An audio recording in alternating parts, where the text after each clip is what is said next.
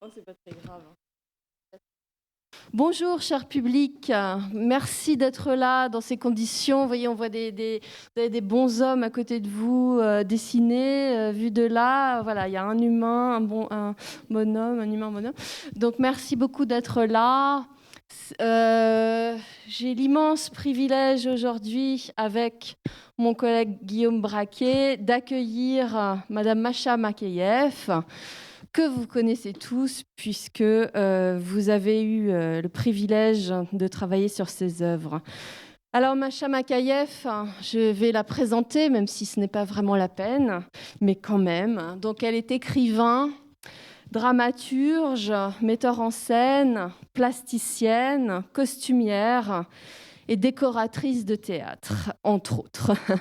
Masha, depuis 2011, vous êtes directrice du théâtre de la Criée à Marseille. C'est le centre national, le centre dramatique national. Vous avez été directrice artistique du théâtre de Nîmes de 2003 à 2008.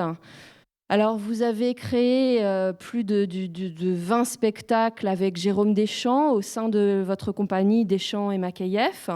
On peut nommer La Veillée, Lapin Chasseur, Les Pieds dans l'eau, Les Petits Pas, Les Étourdis, Les Précieuses Ridicules, L'Affaire de la rue Lurcine, La Méchante Vie, par exemple. À l'opéra, vous avez également mis en scène avec Jérôme Deschamps des œuvres comme Les Brigands, d'Offenbach, L'Enlèvement au sérail. Il y a eu Mozart Shortcuts aussi. Il y a eu La Veuve Joyeuse à Lyon.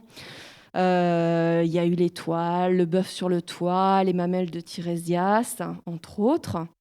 Vous êtes également connue pour avoir été la co-créatrice des Deschiens. Donc les Deschiens, à partir de 1994, vous avez créé avec les Deschiens, Masha, des personnages qui ont marqué la France entière, qui ont marqué une époque. C'était ce qu'on appelait à l'époque la grande époque Canal. Mais vous avez su créer avec les Deschiens, vous avez créé une esthétique qui a véritablement, je pèse mes mots, marqué la France. Une série dramatique drôle, originale, une esthétique que l'on qualifierait de décalée. On disait à l'époque que Canal était décalé, d'ailleurs. C'était un mot qui revenait beaucoup, mais qui a su toucher le cœur de la contemporanéité, en rassemblant les exclus de la société et ceux qui savent et qui décident, et en montrant que tout cela n'était guère aussi simple. Donc voilà, vous avez créé les Deschiens. Vous avez fondé également avec Jérôme Deschamps et Sophie Tatichef en l'an 2000 les films de mon oncle, consacrés au rayonnement international de l'œuvre de Jacques Tati. Donc ça, c'est important, je pense, parce que l'œuvre de Jacques Tati, on sent votre proximité avec Jacques Tati beaucoup. Et vous avez au cinéma également participé à la réalisation d'un film d'animation sur la véritable histoire du Chaboté.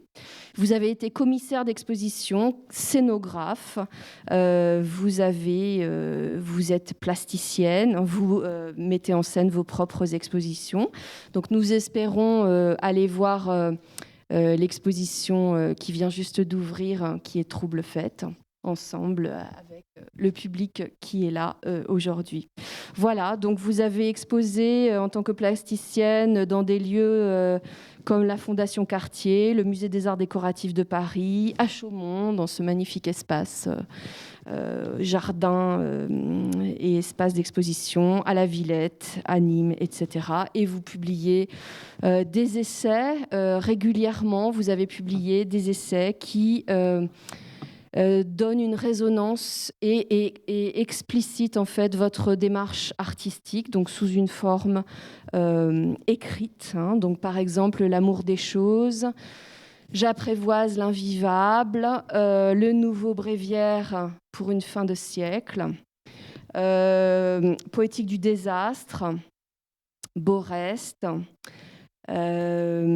On a aussi le récit immobile, une conversation avec Hervé Castanet, et puis on a Zone Céleste. aujourd'hui, dont nous allons parler ensemble. Voilà ce que je peux dire pour vous présenter brièvement. Donc, Guillaume, Oui, alors on en vous pouvez parlait tout à l'heure, continuer. je vais dire quelques mots sur votre œuvre, du moins sur une partie de votre travail. N'hésitez donc pas à prendre la parole, à donner votre éclairage, c'est votre travail, hein, donc vous sentez-vous libre. Donc Laurence vient de présenter certains de vos ouvrages, donc notamment dans Poétique du désastre, qui est paru en 2001, à l'occasion de votre pièce avec Jérôme Deschamps, La Cour des Grands. Vous évoquez dans Poétique du désastre le théâtre comme remède au chaos de la vie, comme remède aussi au désastre dont on sait de toute façon qu'il va avoir lieu. Et pour dire le désastre, se crée une poétique de l'incomplet, de l'ellipse, une poétique attachée à ne pas donner toutes les clés. Et vous évoquez aussi un élément majeur sur lequel on va très certainement revenir dans la discussion, qui est votre rapport à l'objet, votre pratique du glanage. Vous écrivez « Je m'épuise dans des récoltes ingrates, malpropres, loin de chez nous. Je fuis le confort, la confidence, vers des lieux sordides, des rencontres fortuites. » Est-ce que vous pouvez nous en dire un peu plus, Macha Makeyev, sur ce travail? Oui, bien sûr. Avant de répondre vraiment à votre Oui. question, Guillaume, je voulais d'abord remercier Laurence, remercier France désormais, vous remercier Guillaume, remercier le TNP, l'équipe du TNP et Jean Bellorini qui nous ont vraiment mis en contact aussi. Et Félicity qui est avec moi, qui représente La Criée, le théâtre que j'ai le grand plaisir de diriger encore. Et voilà, quand j'ai entendu tout ça, je me suis dit, oh là là, le temps a passé, c'est fou, cette histoire. Et pourtant, de façon assez carolienne, je vois pas du tout le temps comme une ligne, comme quelque chose qui a avancé comme ça, mais comme quelque chose comme une superposition du temps. Parce que si l'on évoque les spectacles, les expériences artistiques qui se sont accumulées, parce que au fil des ans, mais j'ai toujours l'impression que, par exemple, l'enfance ne passe pas, que c'est un empilement, que le temps est un empilement et pas du tout un vecteur avec un début et une fin. Et que, comme des plaques tectoniques, les choses sont là, qui étaient déjà, apparaissent, qui étaient déjà au fond juste on ne les voyait pas et elles remontent à la surface. Et voilà, c'est ça évidemment, c'est assez intimidant d'entendre un portrait de soi, mais je pensais au temps et je pensais à ce privilège du temps que l'on a et au fond, quelle forme on lui donne et comment on le restitue. Et au théâtre, on a ça. Au théâtre, on a le fait que cet instant de fiction qui est là devant vous, l'heure et demie, ou les 2 heures, ou les 4 heures pour d'autres, il y a un espace-temps très étonnant. Il me semble avoir aperçu dès l'enfance, toute petite, et ça n'a rien à voir avec la précocité et toutes ces choses, je ne parle pas du tout de ça, je parle d'une intuition première qui est toujours là, absolument comment dire, énergique et revendicatrice en moi. Et je me suis aperçue que cet espace-temps du récit, cet espace-temps qui faisait que avec quelque chose ramassé, des débris ramassés par terre, on se mettait à raconter une histoire que, à cause de ces choses, se construisait. Eh bien, le temps était là, il existait un autre temps que celui qu'on nous racontait dans les calendriers, dans la rythmique de l'école, dans la rythmique du monde, le dimanche, etc. Et tout ça me paraissait très imposé, et qu'à côté de ce temps-là existait un autre temps, un autre espace-temps, cet ailleurs. Et cet ailleurs, pour rebondir sur ce que vous désignez en parlant du désastre, déjà dans la petite enfance, dans l'effroi de l'enfance, dans l'incompréhension de l'état du monde et des adultes tels qu'ils le voyaient et le concevaient, cet espace-temps, c'était des moments absolument d'échappatoire. C'est des moments qui me sauvaient et qui, me semble-t-il, en sauvaient certains autres. Et après, la littérature est arrivée. Bien sûr, je me suis dit j'ai bien vu qu'il y avait d'autres qui, bien avant, avaient des espaces-temps comme ça absolument magnifiques qui faisaient que, que quelque chose qui pourrait nous ravager est en suspension pendant un certain temps. Alors effectivement, il y a la peinture, il y avait plein de façons de repousser ce désastre-là pendant 1 heure et demie, 2 heures. Et le théâtre est au bon endroit de ça, parce qu'il réinvente cet espace-temps.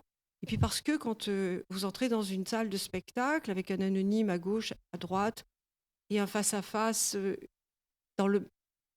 avec la même consommation pour tout le monde, pour de vrai, dans nos corps, quand on va se quitter, on aura 1 heure et demie de plus ensemble.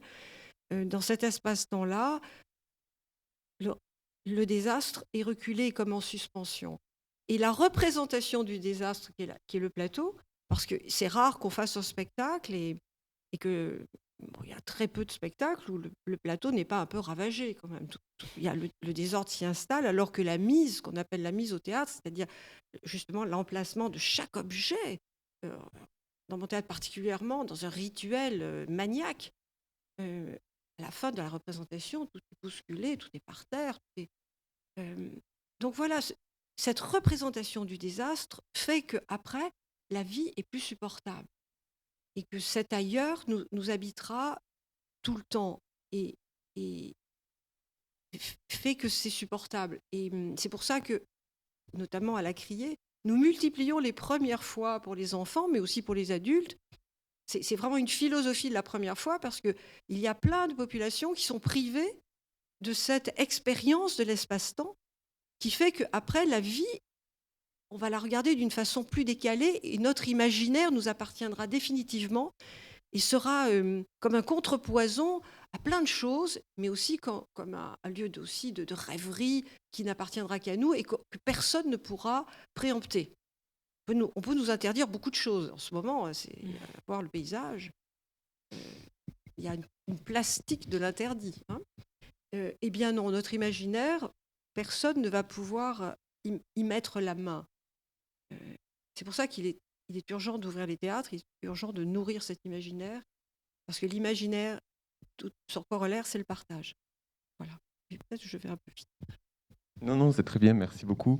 Et alors, justement, par rapport à cette question de l'imaginaire, vous avez, en ce moment, vous venez d'ouvrir l'installation Trouble Fête, collection curieuse des choses inquiètes, qui fait partie donc de votre triptyque, puisque c'est une installation que vous avez d'abord présentée à Avignon, à la Maison Jean Villard en 2019, et qu'on peut voir à nouveau depuis le 19 mai au Musée des Tapisseries à Aix-en-Provence.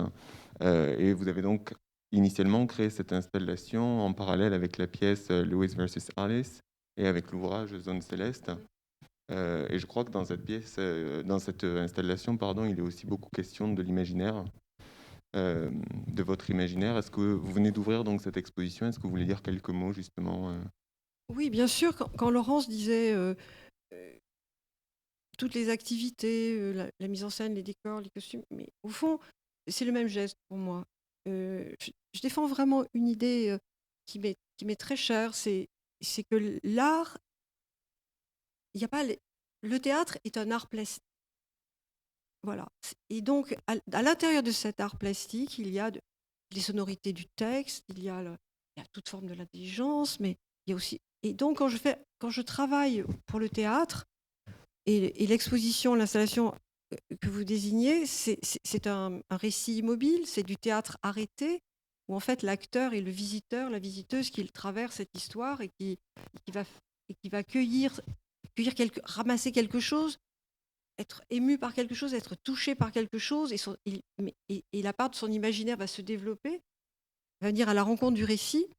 Mais tout ça, c'est le même geste. C'est-à-dire que quand j'ai l'occasion de monter un spectacle ou même d'y penser, bien sûr, par exemple, voilà, à la Criée, je monte surtout des textes, parce que c'est un centre dramatique national et ça fait partie de mes missions.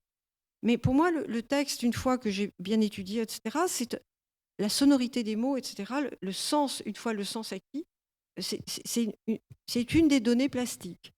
Et il n'est pas particulièrement privilégié par rapport à à tout ce qui est rétinien, à tout ce qu'on va pouvoir entendre en dehors du texte.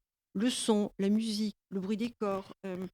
C'est pour ça que le théâtre est vraiment un art plastique dans sa globalité. Et c'est pour ça que je suis allée à la rencontre du théâtre, parce que moi, ce que j'aimais, évidemment, c'est la poésie et la peinture. Quand j'étais petite, je connaissais surtout ça. Hein. Je n'allais pas beaucoup au théâtre. Et je suis allée au théâtre parce que il me semblait que j'avais lu un livre sur les ballets russes, que sur scène, il y avait tous les arts. C'était un peu naïf, hein. Mais après tout, voilà, le geste théâtral, c'est un geste plastique. Et qui en plus induit l'autre, c'est-à-dire l'acteur est aussi un artiste qui s'intègre au processus plastique. Et ça laisse la place à l'autre aussi. Et ça casse une solitude du travail artistique. Moi, j'avais une grand-mère pianiste et je voyais qu'il y avait des enfants qui venaient prendre des cours, comme ça, ils étaient sur leur tabouret, dans une absolue solitude. Alors évidemment, ce qui se produisait, c'était très bien. Hein. Moi, j'aimais bien entendre le piano. Je me disais, mais c'est quoi cette vie de solitude comme ça, avec éventuellement une mère à côté qui vous regarde comme ça. Et donc le théâtre m'est apparu justement comme le lieu de l'autre. L'autre en face, mais l'autre à côté, et l'autre avec. Donc voilà, et redites-moi votre question, parce que j'ai fait un petit détour, mais ma question généralement, portait ça sur retourne. votre installation. Voilà, et l'installation, c'est ça en fait. L'installation, ça procède de la même chose, mais il se trouve que quand je fais un spectacle, j'ai plein d'objets, d'accessoires, c'est eux qui sont là en premier. En même temps que je travaille le texte, ils arrivent dans l'atelier, la salle de répétition, à la criée la fabrique. Il y a une espèce d'atelier là-haut sous les toits où nous travaillons, et ils sont là, ils se présentent, je les reconnais, je les cherche obsessionnellement, mais ils sont premiers. Et puis après, quand j'ai fait le spectacle, tous ne seront pas élus pour être sur la scène. Et ça s'est produit comme ça dès le premier spectacle. Hein, le premier spectacle, je ne construisais pas de décor, mais il y avait seulement des objets. Quand je travaillais avec Jérôme, notamment, j'apportais des objets, on les mettait sur scène, on regardait, ça créait un espace, ça créait une relation avec les acteurs, une inquiétude, et une géographie étrange. Une sacralité aussi, parce qu'un objet sur scène, c'est pas un objet dans la salle. Et donc, ces objets-là, il y en avait qui n'étaient pas élus. Ils n'allaient pas être célébrés comme les autres. Généralement, effectivement, ce sont des objets déclassés qui racontent aussi le déclassement de certaines personnes, enfin, ou comment on peut se sentir une fois dans sa vie, comme ça, tout d'un coup, par hasard, parce que quelque chose se décale, totalement déclassé, totalement pensionnaire de sa propre vie. Eh bien, ces objets-là, que je ne pouvais pas célébrer, je me disais, mais bon, ils ne sont pas sur le plateau, ils ne sont pas partis en tournée, ils sont là, je les ai dans les pattes, mais quand même, je les ai reconnus, je les ai rapportés jusqu'ici, je leur dois quelque chose. Et j'ai commencé, comme dans l'enfance, à créer des rondes comme ça, et ça a été les premières installations. Eh bien, voilà que trouble fait, j'ai eu la chance de pouvoir créer Lewis versus Alice au Festival d'Avignon. Et j'ai eu la chance qu'à la maison Jean Villard, Nathalie Cabrera m'avait dit, mais voilà, moi j'ai une maison, si tu veux y raconter une histoire, mais quelle chance, quel privilège. Alors moi je pensais à tous ces objets, toutes ces choses que j'avais, à qui je devais quelque chose. Et j'ai commencé dans mon esprit et dans l'atelier, c'est toujours les deux choses à la fois, à construire un récit qui répondait à la fois à ma relation à Lewis, Carole, et aussi à une accroche personnelle qui était Georges. Georges, c'est le petit garçon de mon enfance à qui j'ai raconté les premières histoires, parce que lui avait été passé de l'autre côté du miroir, avait cessé de parler, parce que l'effroi de l'enfance, lui, l'avait conduit à me regarder, à me dire, moi, je vais de l'autre côté. Je vais du côté un peu de ce qu'on appelle les fous. Et quand j'ai connu Lewis Carroll, je me dis, mais pourquoi je m'intéresse tant à ce personnage étonnant, plutôt antipathique, hein, quand on lit sa biographie, etc. C'est pas a priori ce mathématicien, ce vieux garçon, etc. On se dit, mais en plus, l'anglican, moi ça faisait écho à mon protestantisme, tout ça. Je me dis, mais pourquoi il m'intéresse à ce point-là? Et en fait, j'ai vu que l'obsession du regard qu'il portait sur l'enfant, depuis l'enfance sur le monde, la marche du monde. Et cet autre côté du miroir dont il parlait faisait écho au fond à ce que j'avais vécu, vraiment vécu dans ma vie, au jour le jour, de voir le petit Georges basculer de l'autre côté du miroir. J'ai eu l'impression après que Georges était monté sur la cheminée, m'avait regardé, avait dit « Bon, toi tu vas de ce côté-là, moi je vais de l'autre côté ». Et comme par hasard, Georges, c'est un adulte qu'on appelle psychotique et qui écrit depuis toujours l'histoire d'une petite fille. Alors il n'est pas du côté des écrivains et des génies comme Lewis Carroll, il est du côté de ces êtres tout aussi poétiques qu'on appelle de grands noms, schizophrènes, autistes, enfin je ne sais pas quoi. À chaque génération, ça change. Et que lui, on a désigné comme psychotique. Et voilà que lui est resté aussi à hauteur de petite fille. Et il écrit sans arrêt, en boucle, l'histoire d'une petite fille dans l'effroi de l'enfance. Et j'ai trouvé que inviter l'un et l'autre dans Trouble Fête et raconter quelque chose qui est à la fois de l'intime absolument, mais aussi de l'expérience littéraire, de l'expérience du poète, côte à côte. Voilà, moi j'avais un récit à faire et je les ai invités. Et évidemment, c'est pas par hasard. Lewis Carroll vous séquence le récit de lui-même. L'esthétique, la façon d'appréhender l'œuvre chez Lewis Carroll, c'est une mécanique poétique qui vous habite après et qui vous invite aussi à avoir votre propre snark. Voilà. Donc Lewis Carroll m'a permis d'avoir mon propre snark. Mon beau jeu.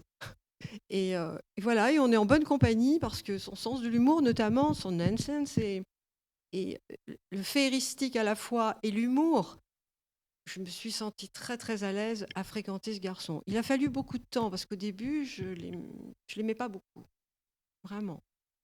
Je ne le comprenais pas. Et c'était un milieu, Oxford notamment, c'était pour moi totalement exotique. C'était quoi? Rôle de civilisation victorienne et une séquence étrange. Et précisément par le fantastique, par l'humour féeristique, il m'a semblé que je plongeais comme Alice dans un univers qui avait existé et dont il nous laissait les traces. Et moi, évidemment, je suis obsédée par les traces, par la perte. Et lui aussi, d'une certaine façon. Et avec un tel génie, notamment, je vous dis, dans la mécanique du récit. Donc voilà, ça m'a accompagnée. Et donc voilà qu'à Avignon, le spectacle, l'installation, parce qu'on m'a invitée dans la maison, Jean Villard. Et puis, du coup, j'ai eu aussi l'invitation de Claire David d'Actes Sud Papier qui me disait Macha, est-ce que vous ne pourriez pas faire un livre sur le théâtre? Vous êtes en train de travailler, là, je ne sais pas, est-ce que vous pouvez faire un livre sur le théâtre? Et je lui dis je ferai un état des lieux de qu'est-ce qui se passe quand on cherche. Et elle m'a dit allez-y. Oui, c'est quand même 3 invitations magnifiques. Quel privilège. Et donc, voilà, c'est un jeu de billard à 3 bandes. Ça s'est tissé ensemble. Et le livre, c'est aussi l'état de doute, de circonspection, de fragilité et en même temps d'ambition que l'on a quand on commence à inventer un spectacle. Quelque chose vous habite, vous hante. Et je voulais essayer de faire passer ça, cet état d'incertitude, comme la forêt sans nom. Quand on commence un spectacle, on est dans la forêt sans nom. On ne sait pas ce que ça sera. On ne sait pas du tout ce que ça sera. Et c'est à force de travail que tout d'un coup, quelque chose se dessine. Et la folie carolienne m'autorisait à écrire une adaptation de ce que j'avais cueilli chez lui et me conseillait vraiment, mais vas-y, mets ton rythme, mets ce rythme féeristique, vas-y, c'est quoi? Qu'est-ce que tu as à dire de ça? Tu as de la bizarrerie du monde dans la forme elle-même. C'est pour ça qu'être accompagné par Lewis Carroll, c'est c'est une expérience absolument étonnante et pour la vie, parce que le message sur la chose, ah, tu prends la parole, mais attends, mais tu as un champ de liberté fou. Vas-y, mais c'est quoi? C'est quoi l'écriture? C'est quoi ta bizarrerie? Sinon, tu te tais. Tu fais comme tes objets, ils sont silencieux. Et j'ai beaucoup aimé son degré d'exigence. Parce qu'il est assez terrible. C'est basé sur et là, ça m'a touchée profondément parce que c'est basé sur un malentendu de l'enfance. J'ai eu la même expérience que lui, me semble-t-il, enfant, c'est-à-dire un effroi qui provient de différents événements, mais notamment certaines pertes de l'innocence qui consistent à se dire le récit de votre enfance, c'est de vous dire vous êtes protégé, il y a un ciel, il y a le bien et le mal, il y a un ordonnancement du monde qui fait que tu es protégé. Et puis non, pas du tout. L'enfance vous raconte, le récit de l'enfance vous raconte le contraire, et qu'il y a du mensonge partout, et que le récit qu'on vous fait n'est pas le bon, que ça sonne faux, qu'il va falloir trouver sa propre musique, et que le regard des adultes n'est pas forcément ce grand regard bienveillant qu'on vous aurait décrit, et que le ciel est peuplé... le ciel est un ailleurs qui n'est pas celui qu'on vous a décrit, mais en revanche, si le ciel devient l'imaginaire, si l'imaginaire prend la place de ce ciel qui ne vous protège pas, à partir de ce moment-là, ça devient intéressant. Donc j'ai vu que lui avait traversé aussi une enfance pleine d'effroi, dans une séquence victorienne terrible pour l'enfance. Et à chaque fois, il racontait cette imposture. Et il a mis des mots sur ce que je ressentais aussi. Et j'avais envie depuis longtemps de crier ça. Je le disais d'une façon un peu... C'était toujours présent dans tous les spectacles que je faisais sur l'imposture de l'enfance. Même le spectacle juste avant, dans La Fuite, il y avait vraiment une petite fille en chair et en os qui a traversé tout le spectacle, 2h30, qui passait de séquence en séquence. Parce que La Fuite de Bulgakov, c'est 8 songes, 8 rêves, 8 mauvais rêves, dit Bulgakov. Et à chaque fois, j'avais mis une petite fille qui venait, qui était à l'intérieur du rêve et qui disait, qui regardait la révolution russe, la guerre civile, les séquences comme ça, l'exil, et qui regardait ça. Elle était muette, elle traversait, elle assistait, elle était à la fois dans le rêve et est-ce que c'était son rêve? Bulgakov a fait susciter ce questionnement. Et après, pourquoi Lewis Carroll? Je me suis vraiment demandé, mais pourquoi Lewis Carroll après Bulgakov? Ah oui, le rêve, d'accord, le rêve. Mais après, en travaillant, Alice dit bien, mais on lui fait violence en lui disant, mais tu n'existes pas. C'est sûr que tu existes, mais pas du tout, tu es dans le rêve du roi. S'il se réveille, tu n'existes pas. Et donc ça faisait écho tout à fait à la petite fille et à la terreur de l'enfance où vous n'êtes pas absolument sûr d'exister. Moi, je me cachais sous la table, c'est-à-dire sous la nappe, comme ça, sous la table, et on était une nombreuse fratrie, tout le monde venait à table. C'est l'heure, je rigolais pas, il fallait là, impeccable. Et moi, j'y allais pas, et je me disais, est-ce qu'ils vont s'apercevoir que j'existe si je suis pas là? Mais il est arrivé quelquefois, ils s'en étaient pas aperçus. Donc j'étais sous la table, couchée parce qu'il y avait une espèce de barre comme ça qui tenait la table, sans bouger, sans moufter comme ça. Et je me disais peut-être que je n'existe pas. Et voilà que Lewis Carroll pose ça, lui, vraiment carrément, quoi. Très poétiquement, très fort, très puissamment. Donc son compagnonnage, c'est très bien. Et puis les objets, forcément, dans Trouble Fête, ils ne sont pas la parole, mais ils prennent la parole d'une autre façon. Un peu comme certains enfants sous la table ne parlent pas, ou autour de la table ne parlent pas. Et pourtant, on se disait beaucoup de choses. Les objets, dans leur silence, sont extrêmement éloquents. Et puis, il y a les bêtes chez Lewis Carroll. Et bien sûr, dans Alice, mais pas seulement, il est quand même obsédé par les animaux, par le monde animal. Les fréquentations dans son féeristique, c'est habité de plein de bêtes, mythiques, pas mythiques, des chenilles, des choses très étonnantes, un peu inquiétantes, trop grandes, et chats. Moi, j'invite beaucoup, et si vous venez voir Trouble Fête, vous verrez, mais ça, c'est depuis que je suis toute petite aussi, j'invite beaucoup d'animaux empaillés. Et aussi parce qu'ils sont présents, absents, ils sont extrêmement éloquents. Ils sont aussi, j'ai toujours l'impression qu'ils sont passés de l'autre côté du miroir. Ils sont là, franchement, il n'y a pas plus présent que mon dog français empaillé. Je vous assure qu'il serait là, on n'aurait pas la même attitude. Il aurait sa place. Eh bien, pourtant, il est là, il n'est pas là. Cette présence-absence, il me semble que quand je découvrais l'œuvre de Carole, je me disais, mais lui, il a compris ça. Il a compris qu'il y a des choses qu'on croirait absentes qui sont absolument présentes et vice-versa. Et il y a des choses qui disent l'une et l'autre. Et même quand il photographie, que c'est beau ce qu'il dit de la photographie. Qu'est-ce qu'il dit? Ça laisse une trace de l'âme.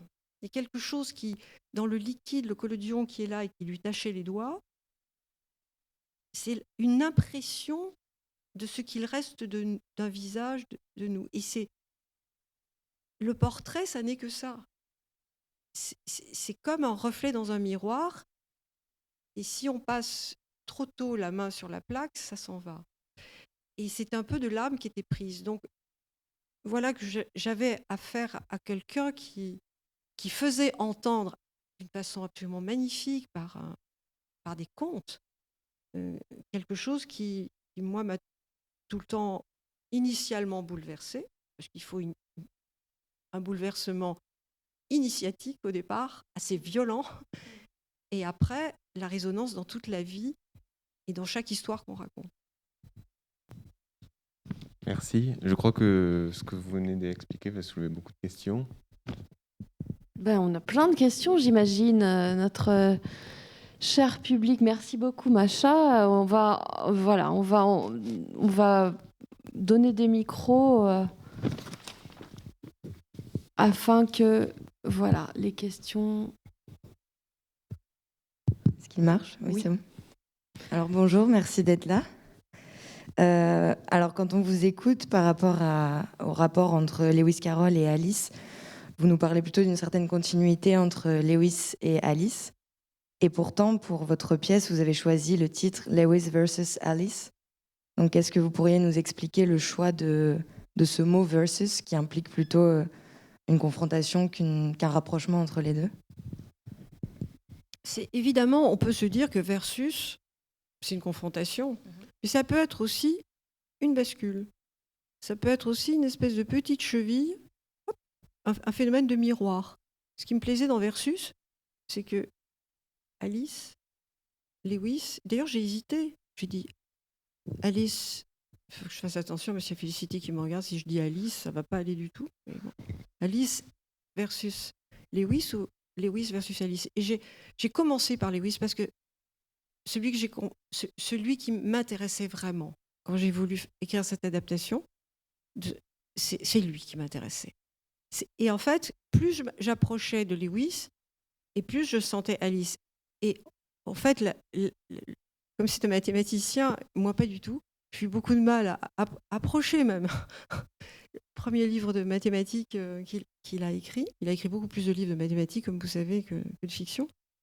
Le petit théorème, c'est que c'est le versus parce que lui, il regarde le monde à la hauteur d'Alice. Il est Alice, j'allais dire, enchâssée, encastrée. Et du coup, je pense qu'il y a, j'en parle dans Trouble Fête, un transgenre. Je rencontre, alors je parle de George et de Lewis, mais j'en rencontre qui continuent à regarder, on est un certain nombre comme ça, depuis le regard d'une petite fille. Alors peut-être c'est certains qui ont lu tel ou tel conte et qui depuis continuent à regarder avec les yeux d'Alice. Ça, c'est ce qui est fascinant dans la littérature, qui nous transforme. Mais quelquefois, c'est une chose qui qui vous a attrapé dans votre enfance. Et Lewis, c'est ça. Au fond, c'est le point de vue d'Alice toute sa vie. Alors, c'est ce grand gars un peu maigre qui se promène dans Oxford, absolument fantomatique, presque asocial, complètement excentrique, pas très propre, on l'imagine, à côté de la plaque. Enfin, moi, j'ai beaucoup rêvé sur lui, sur ses tenues, ses gants blancs un peu sales, sa redingote pas trop nette, son chapeau de forme. Comment il vivait dans sa chambre. J'ai passé des soirées avec lui dans la chambre. Et ce garçon, en fait, c'est une petite fille. Alors, faut pas dire, attention, c'est pas un amateur de petites filles. On dit tellement d'ineptie là-dessus aussi, simplificatrice, ça arrange tout le monde. Non, il est la petite fille, c'est-à-dire, il est... Non, il met pas une petite jupe et il se prend pas pour une petite fille. Non, pas du tout. Mais il regarde depuis les 7 ans d'Alice. Et désormais, et même à 60 ans, il continue à regarder les autres, le monde, les chemins de fer, comme Alice qui risque de se faire dévorer. C'est un point de vue poétique d'une puissance et d'une exigence incroyable, il ne faut pas croire. Hein.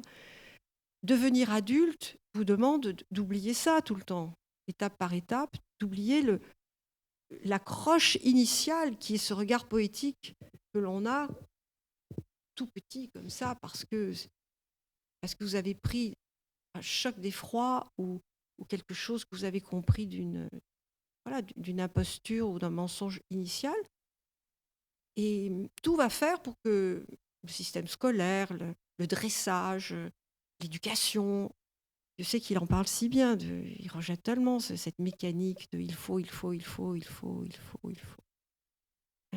Tout ça fait que c'est comme pour recouvrir la plaque initiale, la plaque tellurique qu'est l'enfance, et ce point de vue exigeant de l'enfance et de l'enfant. Et lui, il l'a conservé. Donc ça donne effectivement un être bizarre,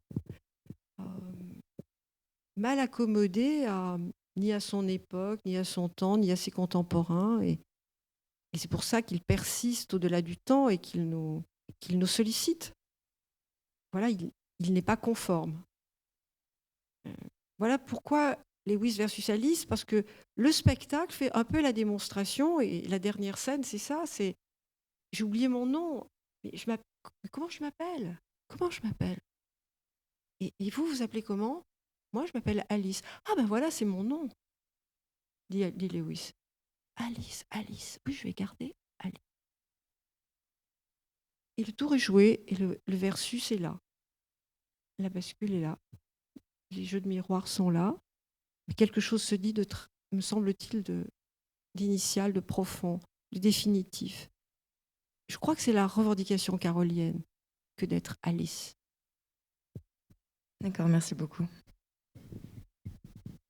Merci. Alors, c'était Léna Hosti qui posait cette question. Lorsque vous posez une question, est-ce que vous pouvez vous présenter, dire votre nom et prénom ? Ce serait bien. Merci beaucoup.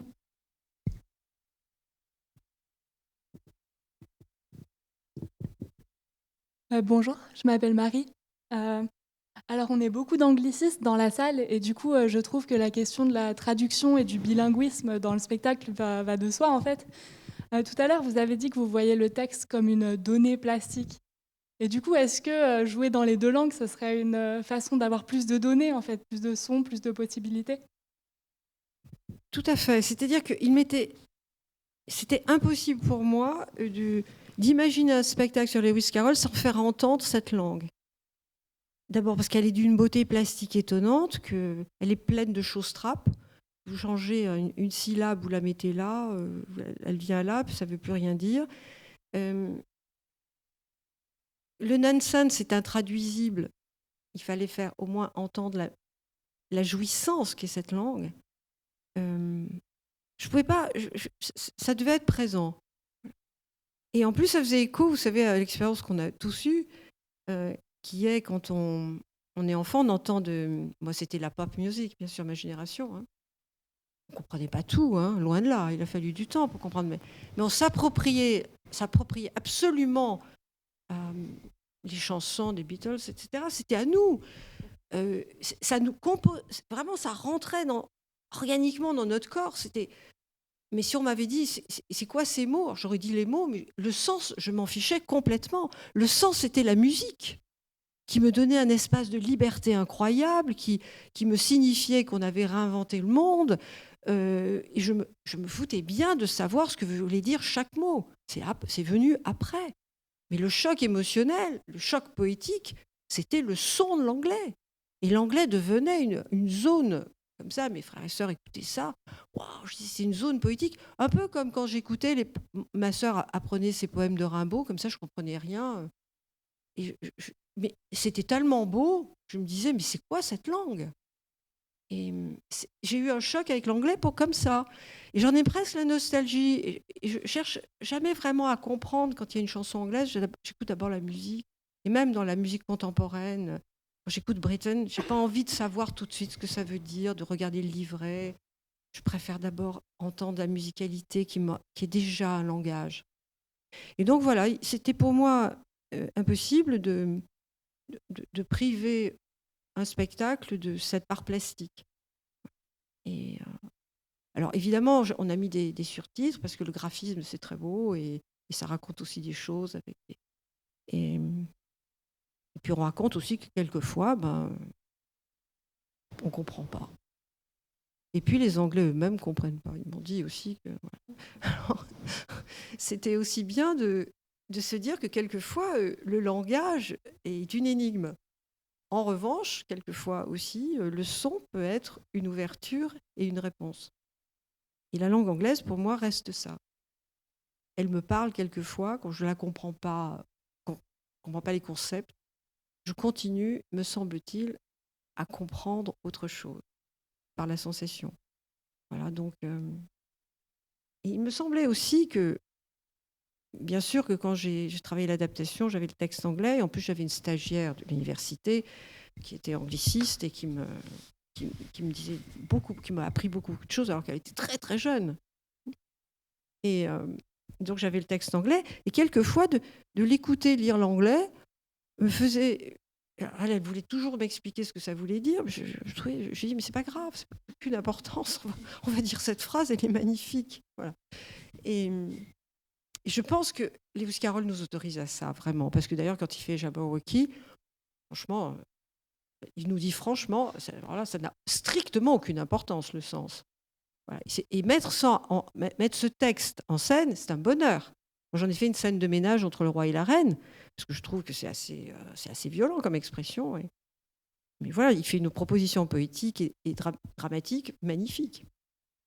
Mais vous voyez, je voulais que on découple le sens et la sonorité et qu'on ait le plaisir du sens quand on peut comprendre le nonsense, mais le plaisir absolu de la sonorité de cette langue, qui est vraiment magnifique musicalement. C'est bien de temps en temps de ne pas comprendre. Enfin, je dis ça, je sais que vous l'étudiez. Hein.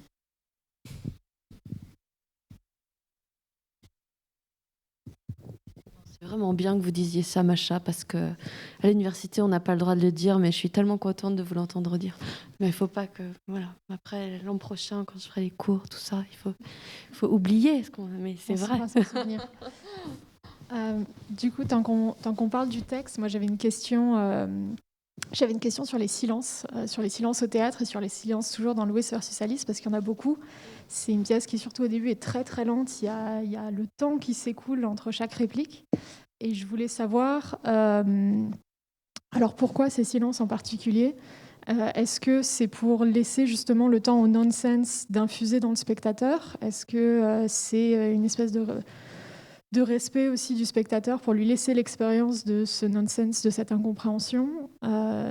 D'où ça vient spécifiquement les silences dans cette pièce ?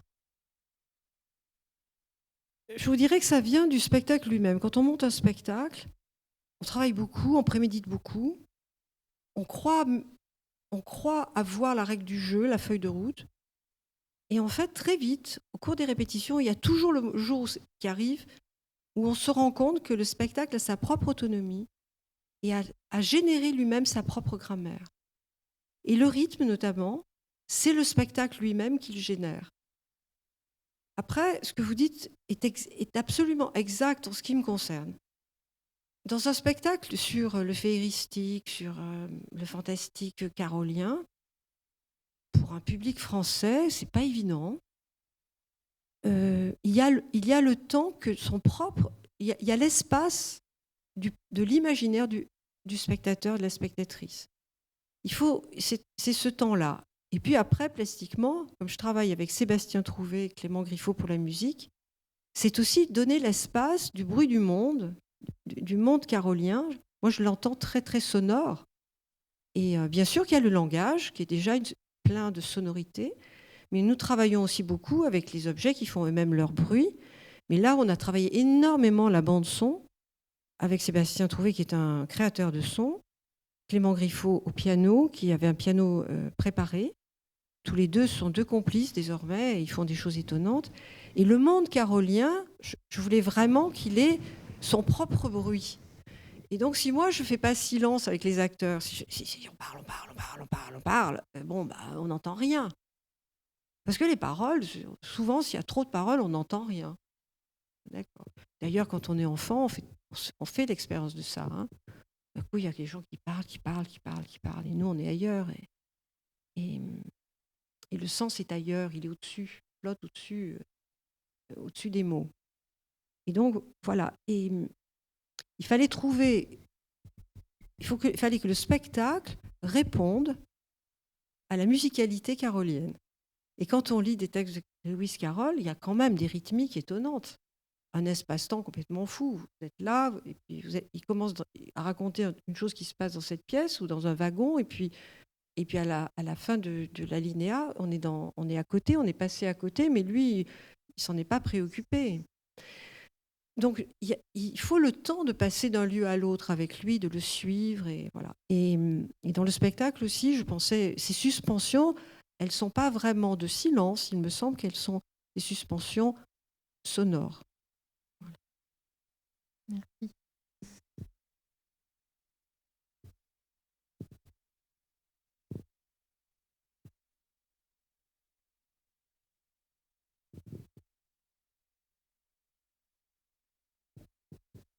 Bonjour, Raphaël Lalou. Moi, j'avais une question parce que du coup, votre spectacle tourne beaucoup autour d'Alice, mais aussi de toute l'œuvre de Carroll. Et j'ai beaucoup aimé la façon dont vous avez incorporé l'histoire du Snark et de la chasse au Snark dans la pièce. Et je me demandais pourquoi, contrairement à la plupart des autres histoires ou des autres petites scènes qui sont très reconnaissables, celle-ci, vous avez choisi de la fragmenter, de la faire revenir, vraiment, elle fait irruption plusieurs fois jusqu'à cette fin sur l'échelle. Et voilà, je voulais savoir pour quelle raison vous avez décidé de fragmenter cette histoire. Je trouve que c'est une œuvre tellement belle qu'elle aurait mérité d'être dans son intégralité, mais bon, voilà, je ne voulais pas faire un spectacle trop long, parce qu'il y a un public pour qui la période, la durée du spectacle, et puis je ne voulais pas que ce soit... Je me suis restreinte. Au début, j'avais de quoi faire 4 heures de spectacle. Et on a même coupé des scènes très travaillées. Voilà. Le Snark, pour moi, quand je le lis, c'est une suite de tentatives. Il y a des élans comme ça, l'homme à la cloche, allez, on y va, on monte, allez, ça y est, on monte sur un bâtiment. Et l'expérience poétique s'effondre. Et donc, plutôt que de faire un Snark qui aurait été comme un ingrédient à l'intérieur d'un autre récit, d'abord dans le Snark, j'ai vraiment travaillé sur l'idée, dans ma propre adaptation, j'ai travaillé sur l'idée de la crise, comme dans le Snark. Donc le Snark, il est sous-jacent dans la structure même du spectacle. Mais il y a 3 tentatives de Snark et le final, qui est enfin la résolution d'une énigme, Lewis, Alice, et le Snark, le Bojoum. C'est quoi le vôtre? Est-ce que vous avez vraiment ce que vous avez vu? Est-ce que ça a vraiment existé? Je pensais que dans ces tentatives et la résolution par le Snark, on avait une certaine façon la mécanique carolienne qui nous disait ma littérature fantastique, c'est une suite de tentatives pour vous dire quoi? On rêve, on vit, on rêve qu'on vit, on en est où? Et vous qui regardez le spectacle, vous en êtes où du rêve? Vous le rêvez, ce spectacle? Vous rêvez que vous voyez un spectacle? Vous en êtes où? Et tout ce jeu de miroir comme ça, voilà. Et donc c'est pour ça que le snark est inscrit dans le spectacle de cette façon. Ça, c'est pour la structuration et la réflexion. Et puis après, c'est à l'oreille aussi. Vous savez, le spectacle, on l'écoute beaucoup et quelquefois, ça paraît arbitraire. On dit non, c'est plus beau si on met ce moment-là, à ce moment-là. On ne sait pas pourquoi. Et ça marche mieux. Et ça, je me garderais bien de faire celle qui est plus intelligente que le spectacle. Je ne sais pas tout. Merci.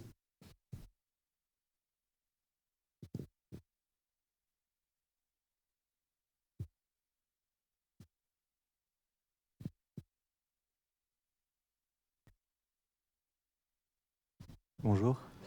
Alors moi c'est Titouan Camille. J'avais une question sur parce qu'on connaît Lewis Carroll l'écrivain, Lewis Carroll le mathématicien, et il a aussi produit du coup énormément de photographies.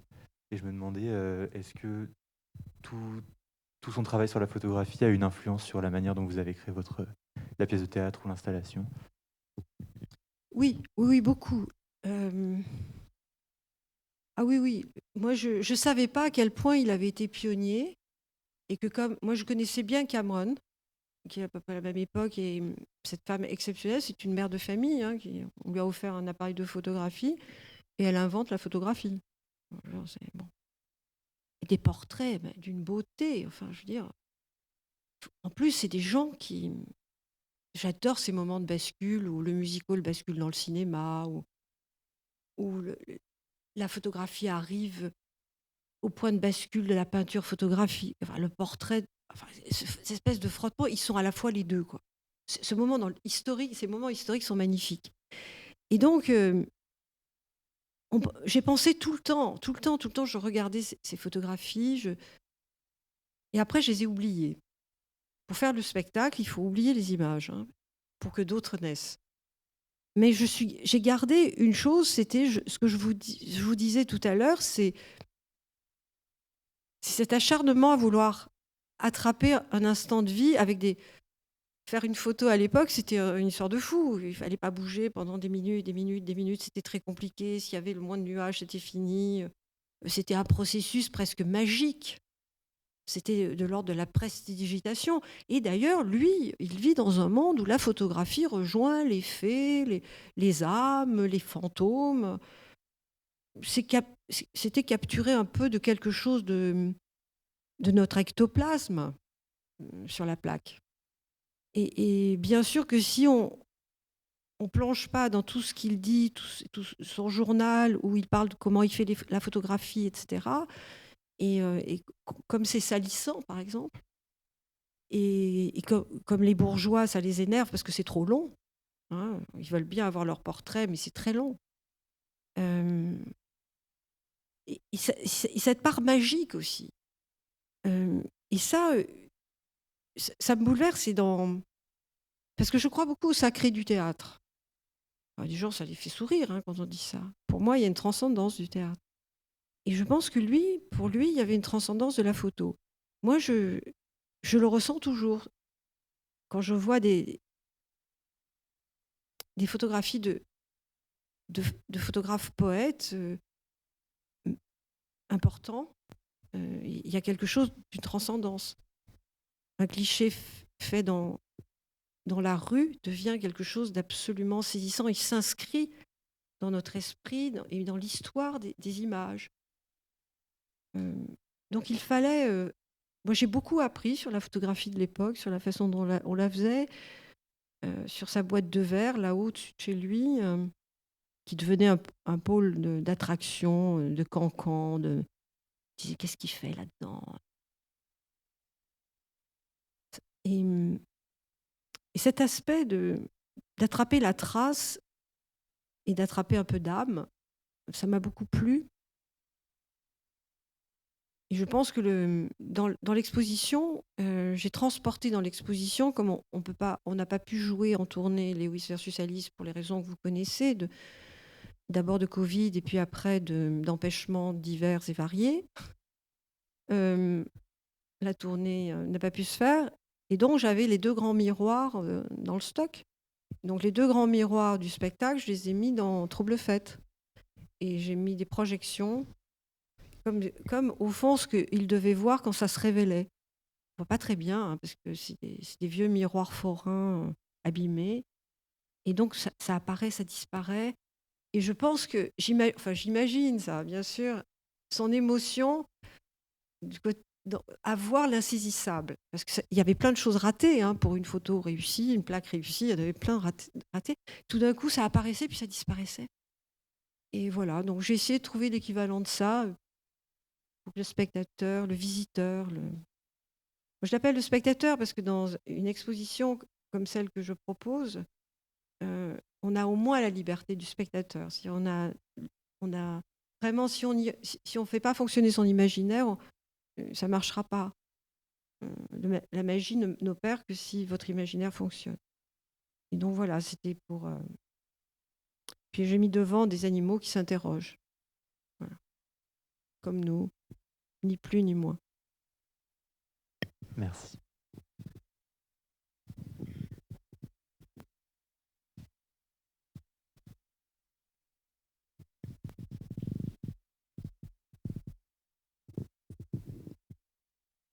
Moi, c'est Marjolaine.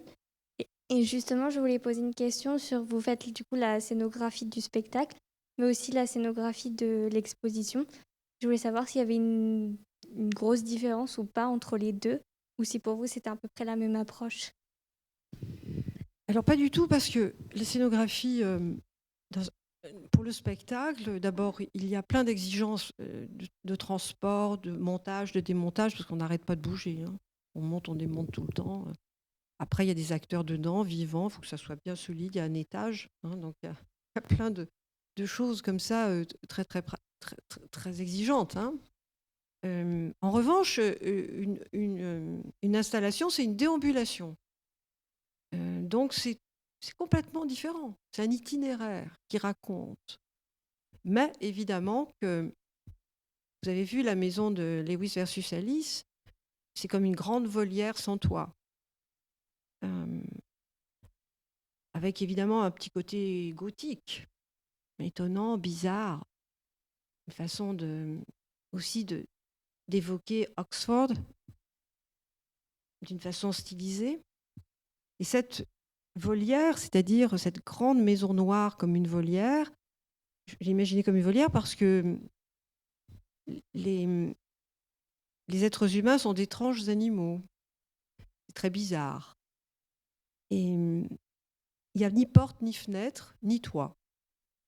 Et il y a dans Trouble Fête un écho, il y a une volière. C'est une volière où le visiteur entre, s'assoit,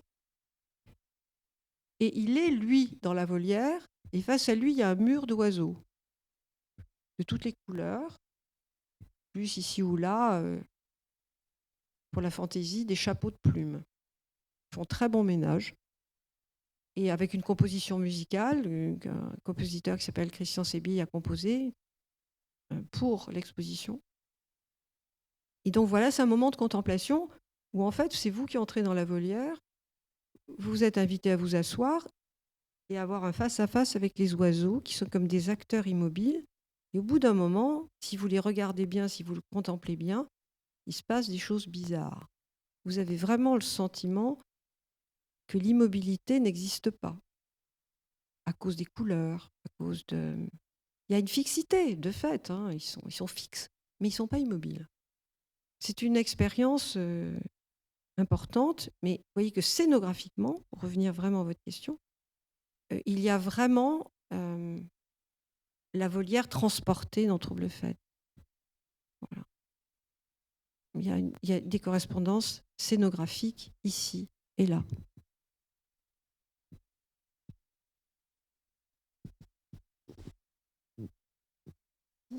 Alors, je ne me suis pas présentée tout à l'heure, du coup, je m'appelle Natacha. Je voulais rester sur la volière, celle de Lewis versus Alice, parce qu'on n'a pas encore vu celle de Trouble Fête. C'est une volière qui est à 2 étages. Et ça m'a beaucoup interpellée parce que c'est pareil, ces 2 étages qui peuvent être le réel, qui peuvent être l'imaginaire. Mais tout à l'heure, vous avez dit quelque chose qui m'y a refait penser pendant la présentation, où vous avez dit que le temps, c'est un empilement de strates aussi. Et j'y avais pas pensé de premier abord, mais je voulais savoir si cet empilement, c'était aussi ça, l'empilement de la volière à 2 étages. Oui, c'est ça, mais avant toute chose, c'était aussi la désorientation. Je voulais faire un décor qui raconte que quand on est dans cette... Et je vous assure que même les acteurs, ils savent jamais s'ils sont en bas, en haut, où est jardin, où est cour, parce que c'est plein de vide. Et eux-mêmes étaient désorientés. Et je pense que quand on traverse l'œuvre de Lewis Carroll, on est totalement désorienté. On ne sait pas. Et même dans un fragment de texte de Lewis Carroll, on ne comprend pas où on est. Hein, on a envie de lui dire, bon, est-ce que tu peux me donner la boussole quand même ? Tu me dis que tu es là, et puis tout d'un coup, tu passes là-bas, c'est quoi ? Et donc, je voulais vraiment rendre compte de ça. Et pour l'anecdote, si vous voulez, parce qu'il y a quand même dans un spectacle, il y a vraiment des étapes. Hein, il y a le travail sur l'adaptation, d'abord déjà l'œuvre, l'adaptation, ce qu'on appelle, moi j'appelle le millefeuille, c'est trop gros, ça ferait 4 heures, 5 heures de spectacle, c'est pas possible. Donc vraiment scénariser à tel point, d'aller à l'essentiel, à l'os, comme ça. Et parallèlement, je travaille au décor, c'est-à-dire au fond, c'est pas au décor, c'est la boîte de jeu où ça va avoir lieu, l'espace. Et j'avais fait un premier décor. La maquette était faite, les plans étaient faits, l'atelier avait tout reçu, et ils allaient commencer à construire. Et une nuit, ça c'est l'expérience carolienne, je me suis réveillée en sursaut et j'ai vu ma volière noire. Je vous promets, je vous raconte pas des sornettes, je l'ai vue. On dirait une boîte aussi, un écrin. Oui, c'est ça. Une boîte à objets, une boîte à jouets. C'est ça, c'est une boîte à jouets et en même temps, on ne sait pas si on est dedans ou dehors. Et d'ailleurs, les acteurs me le disaient, je leur disais, mais rentre. Ils me disaient, mais rentrez où ? Je lui dis, le presbytère, c'est dedans. Mais la maison avançait, donc ils se retrouvaient, ou reculaient, ils se retrouvaient dehors. Et j'ai adoré les perdre comme ça, parce que du coup, ils sont tout le temps étonnés. Et ils me disaient, mais alors elle est où la forêt ? Elle arrive des cintres. Ah oui, d'accord. Et voilà. Et du coup, évidemment, ils y ont eu du plaisir aussi, mais c'était pas si simple. Hein, c'était pas les règles du jeu. Mais cette... Donc quand j'ai vu cette boîte noire dans un rêve, enfin un rêve moitié éveillé, vous savez, un truc bizarre, on dort pas vraiment. Et il raconte très bien ça aussi, hein, cet état un peu de somnambule. Avant le spectacle, on est beaucoup comme ça, parce qu'on n'est pas bien. Hein. Et donc, j'ai vite appelé le matin très tôt en disant non, on arrête tout, je jette la maquette et je fais la boîte. Et je fais la boîte noire en 2 jours. Clémence est venue, et plus Cécile, c'était Clémence qui est venue m'aider, a fait les plans. Elle sait faire beaucoup mieux que moi. Et on a envoyé ça à l'atelier, on a fait tout à fait autre chose. Voilà. Parce que tout d'un coup, c'est à cause de cet objet qu'on était désorienté. Et je voulais aussi que ce que vous ressentez, le public, on ne sait pas où est l'espace-temps. Oui, alors en plus, donc l'année dernière, quand j'ai vu Lewis versus Alice, je l'ai vu de tout en haut du Paradis. J'aime beaucoup voir les pièces du Paradis parce qu'on voit vraiment très très bien la scénographie et d'en haut, on la voit plus très bien, la différence de hauteur non plus. Donc on est, je pense, un petit peu perdu en train de se demander. Et là, il se passe quoi ? Et il se passe quoi où ? Oui. C'est pour ça aussi qu'il y a un toboggan. Oui. C'est une échelle, on peut grimper une échelle et puis ça devient un toboggan parce que effectivement, quand on glisse, on ne sait plus où on est, on ne sait plus on arrive d'où. Et quand il vide la chambre de Lewis, qui est une scène pour moi qui est vraiment importante parce que j'ai vécu beaucoup de déménagements et je suis hantée par le fait qu'on quitte un lieu et qu'on y oublie des choses, ou qu'on prenne vos affaires et on les vide et vous arrivez et tout est vidé et les espaces vides. Et en même temps, c'est ce que je vis quand on me dit faites l'expo ici, quelle que soit l'exposition d'ailleurs. On arrive dans un espace vide et on va le remplir.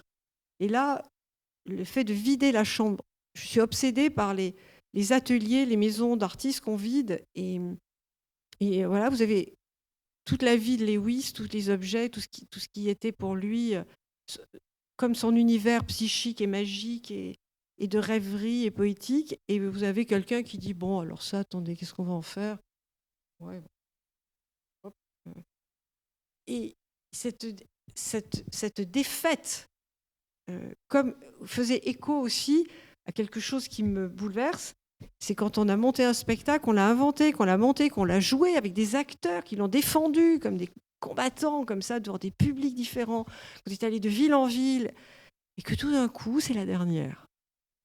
Nous, on démonte, on vide la chambre de Lewis. C'est-à-dire qu'il n'y a pas de spectacle qui ne parle pas du théâtre. Et ça, pour moi, c'était aussi l'adieu au spectacle. Un jour, le spectacle de Lewis versus Alice ne se jouera plus. C'est étonnant. C'est bizarre. Dans quel espace-temps ça va, un spectacle qui ne se joue plus? Et dans Trouble Fête, j'ai beaucoup d'espace à Aix-en-Provence.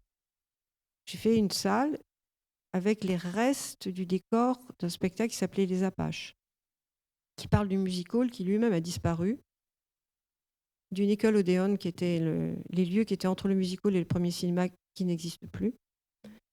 Et moi, les Apaches n'existent plus, d'autant plus que mon acteur anglais, britannique, qui était le héros des Apaches, est passé de l'autre côté du miroir. Il est parti ailleurs. Donc je ne me vois pas remonter les Apaches sans Bobby. Donc il y a une salle qui fait l'éloge de ce théâtre disparu. Et donc, au fond, vous voyez, en vous parlant et avec ce que vous me dites, je me rends compte que tout le décor de Lewis versus Alice raconte la défaite du spectacle des faits. Voilà. Merci. Justement, pour rebondir sur ce que vous disiez tout à l'heure à propos de la désorientation, notamment des acteurs, vous avez dit dans une interview que vous aimiez bien, lors d'une représentation, traverser la scène à un moment inattendu, avec un masque ou un déguisement selon le spectacle. Et j'aimerais savoir notamment pourquoi, dans quel but vous le faites, et surtout si c'est quelque chose qui est programmé à l'avance ou si vous le décidez au dernier moment en coulisses. Je crois que c'est pas par pure jalousie. C'est un très mauvais sentiment au départ, et c'est un vrai plaisir après. C'est-à-dire que le plaisir, je pense que la plus grande jubilation, c'est de jouer, comme dans l'enfance. Hein. Et qui c'est qui joue? C'est les acteurs. Et moi, le soir, je me sens un peu sur le banc de touche. Je sens que le bateau s'en va, mais moi, je reste à quai. Alors, quand le spectacle est prêt et que je suis plus dévorée par le trac, avec Nadia, l'habilleuse, qui est ma complice, je leur fais la surprise d'arriver comme un personnage. Dans la fuite, j'avais une capote militaire russe et une casquette comme ça, et ils étaient en train de danser parce que près de locage, je les ai fait danser. Et moi, j'étais là et j'arrivais comme un fantôme. Et ils savaient que j'allais apparaître quand ils dansaient, ils me le disent. Et puis tout d'un coup, ah oui, ça y est, le fantôme est là. Et à chaque fois, selon l'histoire, j'arrive généralement à la fin, parce que je veux voir le spectacle en plus. Oui, je veux tout, le beurre, l'argent du beurre, tout. Et donc, dans Lewis, à la fin, je mets un masque, celui qui reste en coulisses. Je mets un grand manteau et j'entre et j'écoute la dernière musique sur laquelle improvise Clément. Chaque soir, c'est différent. Donc en plus, comme j'aime tellement ce qu'il fait au piano, que je suis là le plus souvent possible sur scène pour entendre. Alors, généralement, voilà, je suis un mulot, une bête. D'accord, merci.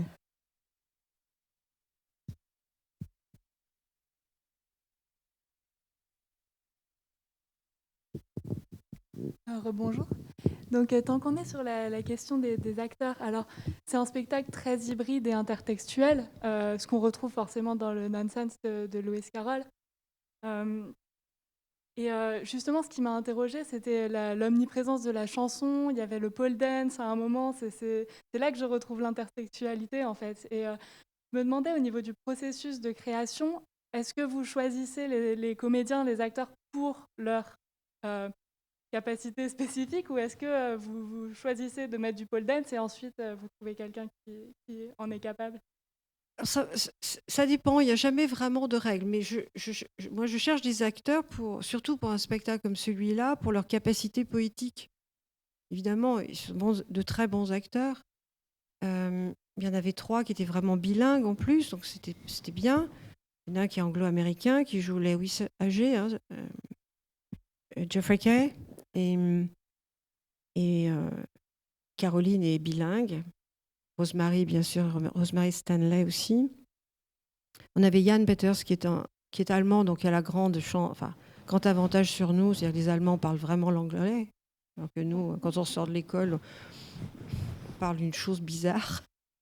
Pour eux, ils parlent anglais, quoi. Voilà. Les Anglais le comprennent. Donc Jan Peters parle anglais, on dit tiens, il parle anglais. Voilà. Et Jan Peters, c'était vraiment un personnage aussi très poétique, une espèce de Berlinois inquiétant, de 2 mètres. Voilà. Et je trouvais que chez Lewis Carroll, il était très bien. Après, il y a Geoffroy Rondeau. Lui, pas du tout. Il ne parle pas vraiment l'anglais, mais il est tellement étrange, presque vraiment inquiétant déjà dans la vie. Hein. C'est un être inquiétant. On a l'impression qu'il arrive d'une autre planète. Et dans le travail aussi, il est très bizarre comme ça. Donc je trouvais qu'il trouvait tout à fait sa place.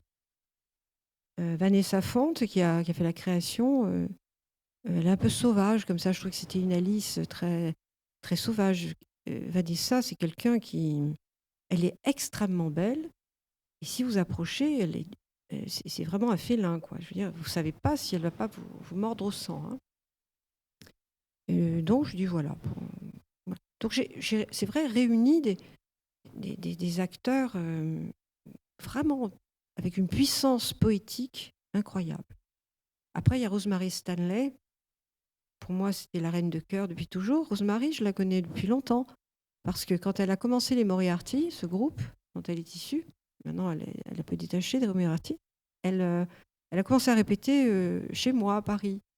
C'était une amie de ma fille. Elle m'a dit ouais, j'ai des copains, là, ils font un groupe. Est-ce qu'ils peuvent venir répéter à côté de l'atelier? Je dis bah, bien sûr. Et puis, c'était tellement bien qu'avec Jérôme, on a produit leur premier album. Puis après, ils ont grandi, ils ont fait leur chemin. Mais vous voyez, c'est aussi le hasard poétique carolien. Et donc, voilà, j'ai une relation et j'admire beaucoup, beaucoup Rosemary Stanley, ce qu'elle est devenue, mais qu'elle était déjà, hein, voilà, c'est pas parce qu'elle est plus connue, mais elle était déjà, quand elle chantait, elle répétait avec les Moriarty, il y avait déjà Rosemary Stanley qui était là. Là aussi, il n'y a pas vraiment, il y a du travail, mais il n'y a pas le temps n'est pas passé, le temps était déjà là de Rosemary. Et donc, voilà, c'était pour moi en plus, quand elle chante, c'est tellement beau. Et puis, les Moriarty avaient fait une chanson autour d'Alice, donc tout ça me paraissait aller couler de source. Voilà. Et puis après, il y a Placebo, qui est pour moi, voilà, Brian Molko, pour moi, est chanteur bouleversant.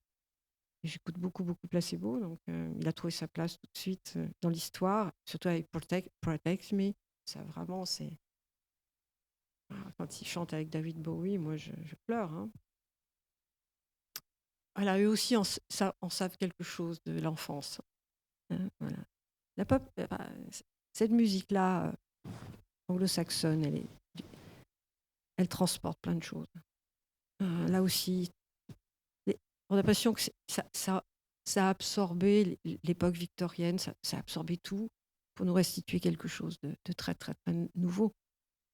Mais il y a des sonorités qui viennent de très, très loin, je trouve, presque. C'est la musique baroque, hein. Pas beau. Sonorité anglaise, anglo-saxonne, qui nous étonnera toujours. Voilà. Et puis Clément Griffo, c'est un pianiste magnifique. Il touche au génie. J'ai jamais 2 représentations de Lewis versus Alice qui se finissent de la même façon, dans l'improvisation qu'il fait. Et Rosemary me dit c'est un enchantement pour elle. Parce qu'elle chante, il l'accompagne en improvisant, et puis après, il a son improvisation tout seul, et c'est lui qui éteint la lumière, comme dit le texte. C'est la musique qui éteint la lumière. Mais ça, il faut un grand pianiste pour ça. voilà, donc ça se fait comme ça. Et puis la pole dance, pourquoi c'est venu? Parce qu'un jour, Vanessa m'a dit, moi, je fais de la pole dance. Et évidemment, quand je travaillais, j'ai beaucoup pensé à David Lynch, évidemment. Hein. Difficile de faire autrement, le rêve, etc. Et donc, il y avait des images de pole dance dans les films de David Lynch. Donc, je lui ai dit, moi, je suis d'accord, mais il faut que tu regardes David Lynch. Et donc, comme Vanessa voilà, et je trouvais que la petite Alice faisant de la pole dance, montant pour éviter de se noyer dans la mare des larmes, je trouvais que Vanessa, faisant cette danse un peu féerique, voilà, c'était lynché. Hein. On se fait plaisir aussi. On travaille beaucoup, mais quel plaisir. Et Masha, vous avez aussi honoré, vous avez fait un pun avec la pole dance parce que c'est the pool of tears. Et the pole of tears. Voilà, je vous l'apprends. Merci. Je vais pouvoir faire le bas bleu désormais. Je vais pouvoir le dire parce que je ne savais pas. Vous avez été carolienne jusqu'au bout, là, voilà. avec ça. Merci. Et du coup, moi, j'avais une question sur Jean Bellorini, du coup, qui fait la lumière. Et vous avez dit que vous avez pratiquement co-créé le spectacle avec lui parce que sa lumière, elle sculptait le spectacle. Et j'aimerais bien que vous développiez sur ce partenariat. Mais vous posez une exacte bonne question parce que quand j'ai commencé à vous dire le théâtre, c'est un art plastique, c'est précisément parce qu'il y a le son qui arrive, parce qu'il y a la musique, parce qu'il y a les corps, la danse, parce que Guillaume Sierre nous a fait danser aussi, hein, ils font danser. Et puis la lumière. Et moi, j'ai la chance de travailler, d'avoir pour éclairagiste Jean Bellorini, c'est la chance parce qu'il est aussi metteur en scène. Donc, il fait comme un plasticien, il fait la lumière comme un plasticien, mais il sait ce que c'est qu'une lumière dramaturgique. C'est-à-dire qui entre dans le récit, qui n'est pas simplement là pour éclairer agréablement, pour faire des jeux de lumière, des contrastes, des machins. Oui, oui, bien sûr, il y a tout ça. Hein. C'est un technicien, il pourrait faire la lumière tout seul. Mais non, il est au service de la chose poétique. Et en même temps, il a en lui l'idée qu'il faut construire un récit. Donc, il ne fait pas qu'éclairer le spectacle. Il m'aide à construire le spectacle. Et là où il y avait des jeux de reflets, là aussi quelque chose qui désoriente, et puis quelque chose d'une absolue fantaisie, parce que quand même, chez Lewis Carroll, il nous ouvre la porte au féeristique, mais aussi à la fantaisie. Il est allé jusqu'aux couleurs. Vous savez que nous, au théâtre, on aime bien, attention, c'est pour le musical, tout ça, les couleurs au théâtre. Non. Et là, justement, comme le décor est noir, vous pouvez tout à fait, tout d'un coup, avoir des aplats de couleurs très forts, comme ça. Et voilà, étant un artiste à part entière, il a absolument participé de la part plastique du spectacle. Et voilà, et moi, je veux dire, on ne peut pas faire du théâtre sans lumière. C'est pas possible.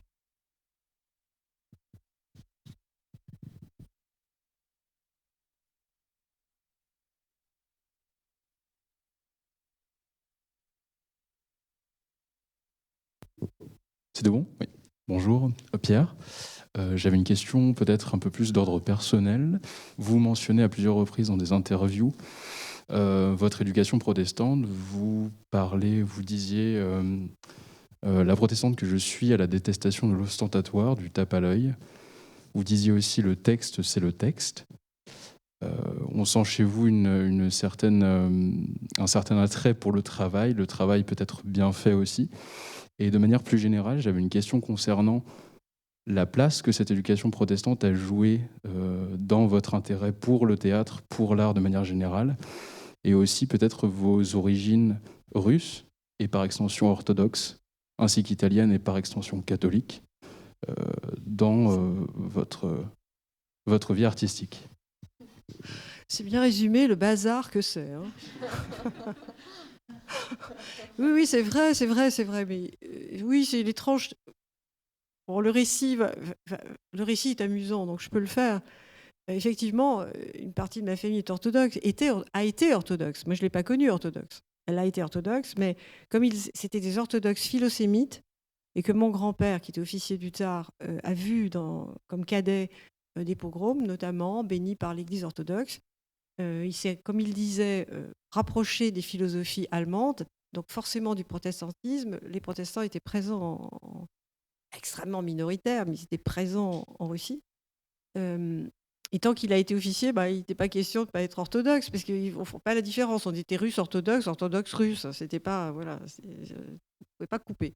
À partir du moment où il met le pied en France, il descend du bateau, il se dit, voilà, maintenant je peux être protestant. Ce qui a été évidemment dans la société de l'exil russe un truc énorme. Enfin, c'était très mal vécu. Bon. Mais voilà, donc il s'est converti au protestantisme qu'il avait rencontré. Bon, ça fait évidemment un protestantisme russe, mais très zélé, hein, je peux vous dire, mais mystique. C'est un truc assez bizarre. Mais j'aime beaucoup la philosophie protestante et je vérifie tous les jours que l'héritage de mes parents à cet endroit, sur des vraies valeurs, c'est un grand fondement et je leur suis très, très reconnaissant. Cependant, dans la mécanique plastique, le protestantisme, c'est un peu dur. Hein. Voilà. Mais ça vous apprend très tôt, dès l'âge de 8-10 ans, quand vous allez au temple et que le culte dure 2h15, voire 2h30, avec juste quelques versets de la Bible, un lieu absolument austère, votre imaginaire fonctionne bien. Mais ça vous dit aussi que, après, la force poétique du verbe. 3 versets bibliques peuvent vous bouleverser et votre imaginaire peut broder absolument. Et c'est vrai que, comme Lewis Carroll, nos héros, c'était les héros bibliques. Hein, Daniel et la fosse au lion, enfin, toutes ces choses-là. Voilà, on s'accrochait à ça, dans l'austérité du culte. Et après, dans l'éducation protestante, c'était évidemment l'absolu respect de toute forme de minorité, mais aussi une forme de nivellement. C'est-à-dire qu'il ne fallait pas être plus intelligent que l'autre, il ne fallait pas plus ceci que l'autre. C'est presque si vous sautiez 1,10 m en hauteur, il ne fallait pas sauter pour que celles qui sautaient 1,5 m ne se sentent pas humiliées. Vous voyez. Donc il y avait un moment où quand même, c'était un peu dur, quoi. Après, c'était aussi la conscience directe avec Dieu. Débrouille-toi ma grande avec tout ça, avec la transcendance. Grande solitude. Donc moi j'adorais, comme ma grand-mère quand même m'avait emmené 2-3 fois en douce dans une église orthodoxe, en me faisant jurer de ne jamais le lire. Elle allait quand même mettre un cierge en cachette de son mari. Je me suis dit que le rituel orthodoxe dans sa sensualité me plaisait beaucoup. Et puis l'interdit l'église catholique comme un lieu de relique interdite, parce que vraiment c'est le dévoiement du christianisme. Bon, évidemment que j'y allais tout le temps, en douce. Et que je me suis mise à aimer profondément la scénographie d'une église catholique, où quand même, c'est eux qui ont la meilleure scénographie, hein, franchement. L'ordonnancement, le sacré des objets, les reliques. D'ailleurs, j'en fabrique moi-même, c'est pour vous dire que ça m'a marqué. Hein. Donc voilà, c'est vrai que ce mélange de trois formes de mysticisme, mais dans le protestantisme, j'aime bien aussi le minimalisme. C'est-à-dire qu'avec très peu, on peut raconter beaucoup. Avec 2 talents, on peut en rendre 4. L'obligation de faire plus avec peu. Et moi qui ai travaillé, j'ai eu la chance très très jeune de rencontrer Antoine Vitesse. Je ne sais pas si c'est un nom qui vous dit quelque chose, mais je vous recommande la lecture de ses mises en scène, etc. Et c'est vraiment un immense metteur en scène et un immense intellectuel. J'ai aimé Antoine Vitesse parce qu'il faisait un théâtre très protestant, c'est-à-dire qu'il faisait une tragédie avec un seau et un chiffon, et il montait Phèdre. Et il disait on peut raconter, l'histoire se raconte avec rien. Et le théâtre a lieu. Et quand même, pour quelqu'un qui était proche du Parti communiste de l'époque, il y avait déjà une mystique du théâtre. Donc je l'aimais bien parce qu'il était dans une austérité absolue et en même temps, il faisait naître une mystique du théâtre. Et dans le protestantisme, moi, je ne cherchais qu'une chose, c'était l'imaginaire et la mystique. Voilà, donc on s'entendait très bien. Enfin, j'exagère quand je dis ça parce que pour moi, c'était un maître. Mais il nous accueillait vraiment comme des alter-ego. Aussi, j'ai appris cet endroit, cette géographie où tout le monde pouvait venir et tout était théâtre. Et au théâtre des Quartiers d'Ivry, c'était admirable parce qu'il y avait la dame qui descendait de son HLM avec son tricot. Les femmes tricotaient beaucoup encore. Hein. Et elle venait, puis elle assistait au cours de théâtre. Moi, j'étais très contente. Puis on lui demandait rien, on disait qu'est-ce que vous faites là, pourquoi vous êtes entrée ici, qui êtes-vous madame, pas du tout. Voilà. Puis un jour il m'a dit écoute, qu'est-ce que tu veux faire comme exercice? Je lui ai dit je voudrais faire une crèche qu'avec des acteurs comme des animaux. Bon, j'avais 20 ans et normalement n'importe qui au théâtre, au conservatoire m'aurait dit je sais pas, il faut peut-être faire quelques cures d'analyse parce qu'il y a un problème là. Et Antoine m'a dit quelle bonne idée. Et on a commencé une conversation sur les évangiles. Et lui-même a monté un spectacle à partir des évangiles et de la lumière. Et il me disait, mais c'est quoi la lumière dans les évangiles? Et voilà, on parlait de ça. Donc vous voyez comment un homme qui avait été le secrétaire d'Aragon, qui était très proche du mouvement communiste, mais enfin un peu à la Pasolini, hein, c'est-à-dire c'est des grands intellectuels. Hein, c'est pas... Voilà. Il y avait du niveau. Comment cet homme-là, au fond, était absolument tenté par l'expérience. Qu'est-ce que c'est que la mystique? Et d'ailleurs, il a fini par monter Claudel.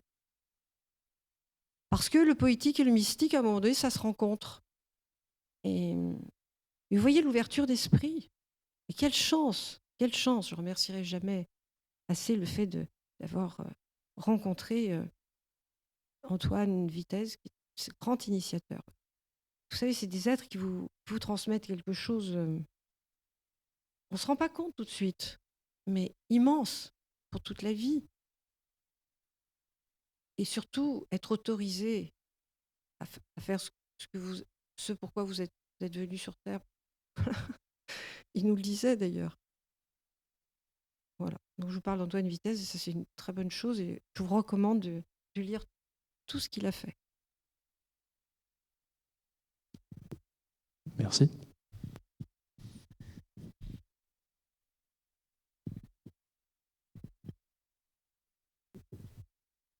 Bonjour, je m'appelle Thomas et voilà, je voulais vous poser une question qu'on pourrait peut-être qualifier de question d'équilibre. J'ai l'impression que vous bannissez la lourdeur dans votre théâtre et que vous préférez plutôt la légèreté, le comique, l'euphorie, la musique. Et je me demandais du coup si vous étiez en guerre contre la lourdeur à ce moment-là. Et pour vous expliquer peut-être un peu, je pourrais vous poser une autre question du coup. Est-ce que vous inscrivez votre théâtre dans une lignée d'autres metteurs en scène, comme par exemple Beckett, qui lui, par exemple, je trouve que c'est le théâtre de l'absurde, hein, comme on dit souvent. Mais lui, chez lui, il y a une certaine lourdeur qu'il exploite infiniment, quoi.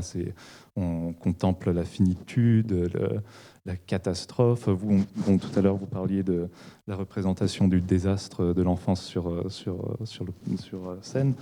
Mais chez vous, je pense que dans votre théâtre du nonsense, ce serait plutôt quelque chose de plus léger que l'on chercherait. On chercherait à faire l'illusion de cette lourdeur, justement. Voilà. Je crois que l'esprit, c'est pas lourd. Voilà, donc il faut... Lewis Carroll a de l'esprit. Il n'est pas lourd. Hein. Je déteste l'ennui. Je sais qu'on a fait l'éloge de l'ennui au théâtre. Et il y a des gens qui le pensent vraiment, et je respecte tout à fait leur pensée. Il y a de la place pour tout le monde. Il faut s'ennuyer au théâtre parce que voilà, c'est c'est un état dans lequel ils se sentent bien. Moi, l'idée de pouvoir ennuyer l'auditoire me ferait tomber dans un état de panique absolue. Je veux dire, si je sens que l'auditoire se détache du spectacle, j'en suis malade. Les quelques fois où j'ai vu un spectateur sortir, peut-être parce que, voilà, quelquefois il revient d'ailleurs, il est juste allé faire un petit détour physiologique. Mais j'ai un coup de poignard. Non, je crois que ne pas être lourd, c'est une forme d'élégance à l'égard de l'autre. Mais la fantaisie aussi. Je crois qu'on peut vraiment aborder des choses absolument dramatiques et difficiles, inquiétantes. Mais s'il n'y a pas la dose d'humour, c'est pour ça que j'aime tellement la littérature anglo-saxonne. Toujours, hop, à un moment donné, on fait le pas de côté pour regarder la situation un tout petit peu décalée. Je crois que c'est une forme à la fois d'élégance et de survie. Les armes de la fantaisie, c'est pas moins, c'est une autre grammaire. Je vous donnerai pour exemple Jacques Tati. Jacques Tati ne fait jamais un gag qui va jusqu'au bout. Moi, j'ai eu la chance de le connaître aussi, hein, vraiment. Il est venu voir nos premiers spectacles et on a beaucoup parlé. Et Jacques Tati disait, il ne faut jamais achever un gag. Si vous achevez un gag, vous êtes plus intelligent que le spectateur. Donc, si vous êtes plus intelligent que le spectateur, lui, il est là, il est consommateur de ce que vous avez fait. Il dit, oui, il est fort, hein, il a fait un gag. Il dit non, si vous arrêtez le gag juste avant, vous le laissez finir l'histoire. Vous ne lui donnez pas tout. Il ne disait pas imaginaire, il disait lui, il se met au boulot.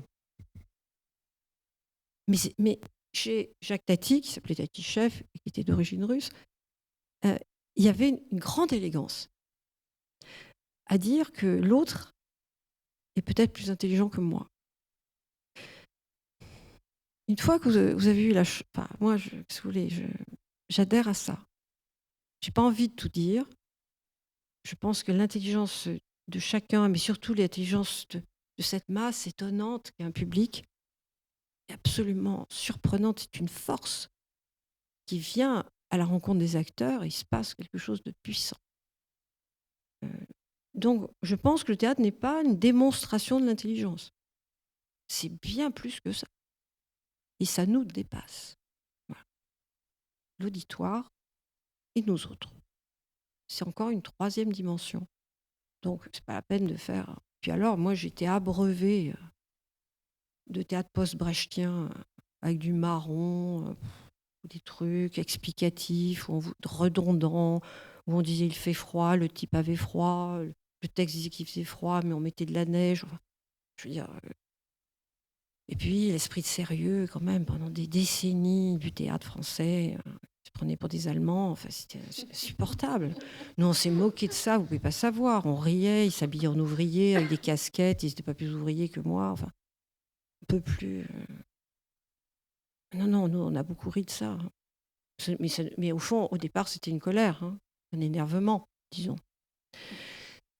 Mais non, l'esprit de sérieux, c'est insupportable. C'est à bannir définitivement de toute existence.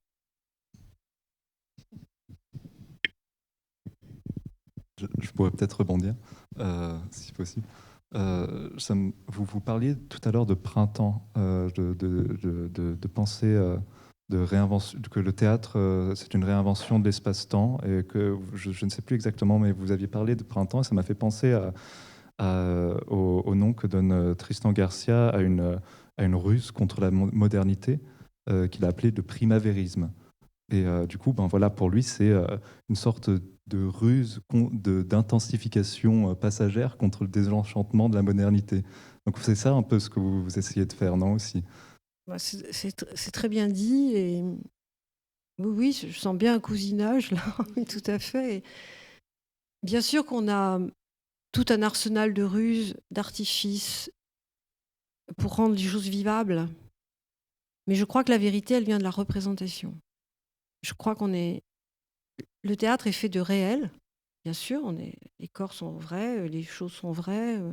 La lumière, c'est très réel, hein, c'est très technique, hein, c'est au départ, puis ça devient miraculeux, mais c'est d'abord technique. Mais la représentation rend le réel, propulse le réel dans une autre dimension. Et la vérité est plus importante dans la représentation que dans le réel. La fiction est pour moi supérieure à la réalité. J'aime beaucoup les documentaires, mais un spectacle de Joël Pomera est supérieur à un documentaire historique, pour moi, parce qu'il nous attrape à un endroit où toute la science ne nous attrapera pas. Et en plus, il attrape tout le monde. Là où la science ne peut pas attraper tout le monde, parce qu'il faut quand même une initiation. Je ne dis pas qu'il ne faut pas d'initiation au théâtre. Bien sûr qu'on s'initie au théâtre. Il faut s'initier tôt. Mais néanmoins, le théâtre que j'aime, c'est un théâtre qui est suffisamment plastique pour que si vous ne parliez pas un mot de français, si vous ne compreniez pas notre langue, petit bonhomme de 10 ans qui déboule, qui est d'origine turque, qui s'assoit dans la salle, même s'il regarde un Molière, il en est pour son compte. De couleurs, de mouvements, de rapports entre les êtres, des corps étranges, des vêtements qui racontent des choses, du plateau, le décor qui bouge. Et au fond, le petit gosse, il repart. Sûr, il n'a pas compris un alexandrin, mais il a compris ce que c'était que le théâtre. Le théâtre, c'est ça. C'est plus fort que l'appréhension du langage. Voilà. Et je pense que voilà. Moi, je pense toujours à ça quand je monte un spectacle. Je me dis, allez, tu fais venir un petit garçon, une petite fille de 10 ans qui ne parle pas notre langue. Marseille, c'est fréquent. Hein. Et quand il va repartir, elle va ressortir, qu'est-ce qu'elle aura emporté? Est-ce qu'elle aura compris ce que c'est que le miracle absolu du théâtre? La représentation du monde. Non, vous ne comprenez pas la langue, c'est pas grave. Moi, j'ai entendu des Shakespeare à Londres. Franchement, si j'ai compris un dixième de ce qui... En mots, hein. Je ne comprenais rien du tout, mais je m'en foutais complètement. J'ai compris ce que c'était que la représentation de Shakespeare. C'est bien plus fort que... Après, je reprends le texte, hein, il y a des traductions, tout va bien. Voilà. C'est pour ça que la part plastique du théâtre et le théâtre comme art plastique m'importe tant. Voilà. Merci. C'est aussi un des points communs que vous avez avec Lewis Carroll, parce qu'il avait cette sensibilité plastique intense que vous avez aussi, Macha. Donc vous voyez, on parlait tout à l'heure de ce qui vous avait point chez lui, hein, au sens barthien, mais vous possédez cette sensibilité-là, cette sensibilité plastique, cette conscience que tout est plastique. Et je pense que Carroll l'a possédé profondément, comme vous. Lui, son génie, c'est que c'est de la littérature. Mais vous lisez une page de Carroll, vous voyez les choses. Il n'y en a pas tant que ça, hein. Surtout dans cette dimension-là. C'est-à-dire que vous passez dans un autre espace-temps, vous avez des dimensions qui ne vont pas du tout ensemble, rien ne va ensemble, et ça fait un univers. Et ça nous dit quand même qu'il y a une liberté poétique sans laquelle le spectacle n'aura pas lieu. Donc il faut arriver à la dimension... Cet espace-temps, c'est l'espace-temps poétique, auquel nous avons droit tous, et comme spectateurs, et comme inventeurs d'images et de théâtre. Au fond, Carroll nous réunit. Il y a un autre versus, oui. Il nous réunit, on est face à face, effectivement, et pourtant, on est ensemble, et il y a une troisième dimension qui naît de ce versus. Il va très loin, je veux dire, c'est une philosophie du regard, Lewis Carroll. Bien sûr il conserve l'insolence de l'enfance et surtout cette demande infinie, illimitée de questionnement de l'enfance. Mais en même temps, voilà, il nous pose à l'endroit de notre liberté d'inventer notre propre espace-temps. Mais on est face à face avec lui. Hein. C'est une expérience. Hein. Absolument. Est-ce qu'il y a encore quelques questions? Il nous reste un petit peu de temps, on va... Voilà. Alors moi j'ai une question. J'ai une question. On a étudié l'adaptation de Jan Svankmajer. Peut-être que vous êtes familière avec cette adaptation. On a travaillé l'adaptation cinématographique de Alice par Jan Svankmajer. Je ne sais pas si vous êtes familière avec cette adaptation. Écoutez, moi j'aime beaucoup voir ce que font les autres et quand on est soi-même en train d'inventer, au bout d'un moment ça nous énerve. Hein. D'accord. Il faut vite oublier. Mais parce qu'on voyait beaucoup de points communs en fait. Vous avez apparemment une compréhension d'Alice qui fait écho. On voit notamment la présence de beaucoup d'animaux empaillés. On voit. Oui, c'est vrai. Il y a, dans l'adaptation cinématographique de Svankmajer, les animaux empaillés sont partout. Oui. Tout est empaillé sauf Alice. Il y a aussi les personnages. Quand Alice parle, ça se finit par dit Alice. Et donc j'aurais juste aimé que vous commentiez ces aspects-là. Et ben, vous voyez, sincèrement, j'avais pas conscience qu'il y avait dit Alice. Dans Lewis versus Alice, Oui, mais pas dans le film aussi. Oui, dans le film aussi, oui. Oui. Alors là, je vais regarder à nouveau. Ça m'a échappé complètement. Ouais. Non, moi je l'ai gardé parce que c'était une distanciation intéressante et ça asseyait la représentation. Alice, elle n'est pas sûre elle est de quel côté, du récit ou c'est son histoire à elle? C'est assez inquiétant. Alice qui nous dit Alice. On se dit mais c'est quoi on est où dans la littérature? D'ailleurs, quand on lit, quelquefois ça fait ça, même en dehors de Lewis Carroll. On adhère tout d'un coup au texte, on a l'impression d'être le personnage, puis tout d'un coup, quelque chose dans la phrase nous fait dire mais non, c'est elle qui dit ça, ou c'est lui qui dit ça. Et on était en train d'absorber. Et oui, ça m'est apparu absolument normal. Et les acteurs ont résisté à ça. Chaque fois, ils me disaient, mais t'es sûr qu'on dit Alice, on dit ceci, enfin, t'es sûr, c'est pas la peine, ils vont comprendre. J'ai insisté parce que, comment vous dire, on sait pas tout. Hein. C'est le plateau qui décide aussi. Et il faut avoir la simplicité d'expérimenter au plateau. Et après, on a une conviction et on défend sa conviction. Et puis après, tout d'un coup, ça s'est installé dans le spectacle. Il n'était plus question de faire autrement. Mais oui, on est inspiré par plein de choses. Mais c'est très étrange quand on... Moi, je travaillais au sujet de Lewis Carroll. C'est plein d'autres choses qui m'inspiraient. Bien sûr que j'ai vu beaucoup de choses sur Lewis Carroll, mais ça m'a vite agacée. Parce qu'il fallait que je trouve un autre endroit. Et par exemple, pendant que j'écrivais l'adaptation, je suis allée voir ma fille à Madrid, qui habite Madrid, et puis elle m'a emmenée voir les Gréco, et je suis allée voir l'enterrement du comte d'Orgaz. Et j'ai eu une révélation absolue. C'est comme pour le décor, vous voyez, c'est pareil. Après, j'avais la carte postale avec moi tout le temps. C'est-à-dire que j'ai vu dans ce